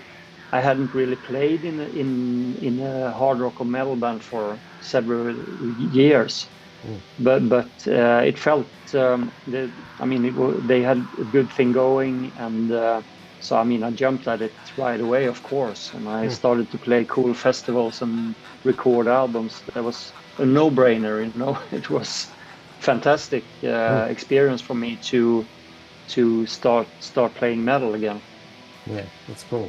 And I saw you played live drums for Tiamat. Is that right? Yeah, I've done that too. Yeah. Yeah. A couple of years I did that. Yeah. Yeah. How'd you get together with Tiamat? You know, everyone pretty much knows everyone in the Swedish hard rock business. So it was Anders Ivers from the bass player. He's he's a friend of mine, you know, and just Tiamat has had a lot of different musicians helping them out, and at a point he just asked me if I was interested to do some live shows, and of course it's a great band, and for a couple of years I did quite a lot of shows with them, and it was great. Definitely. Well, while we're talking other bands, what have you been listening to lately? Is there any new prog bands I should be checking out? Well, I have been really busy with the Evergrey stuff now, so I haven't explored that much. But Sleep Token, I really like Sleep Token. I think that's something you haven't really heard before. So I think that's really interesting. But I have to now the album is done. I can focus on other music more. So I'm gonna get in there and try to find some cool new stuff. Yeah, great. So you're saying obviously touring and stuff coming up. Is there any chance you'll make it down our way to Australia? Yeah, I really hope so. I haven't heard anything, unfortunately, but I really hope that we will have a chance to come back to Australia. We've only been there once, but it was a great experience. So as soon as someone wants us to come over, we're going to jump at it right away, I'm sure. So hopefully you can help spreading the word in Australia, and people start to talk about us, and some promoters get interested, so then we come right away. Yeah, good to hear, man. Excellent. Yeah. All right, everyone out there watching, you heard him, mate. Good. All right, Ricard, thanks very much for your time, and yeah, hopefully we'll see you here sooner rather than later, eh? Yeah, I hope so. Thank you very much. Cheers, man. Okay, take care. Bye-bye. Thanks to all the bands that joined us on Nightbreed Metal Radio this month. It was a packed month, full of very good music and good chat. So cheers for coming on. If you out there are in a band or a project, something that is metal related, hit me up. You can just comment below, or you can find me on Instagram or Facebook. Wrestle on Records 666 is probably the easiest way to find me. And talking Wrestle on Records, all the music you've heard in the background of today's episode is available on Wrestle on Records, links below.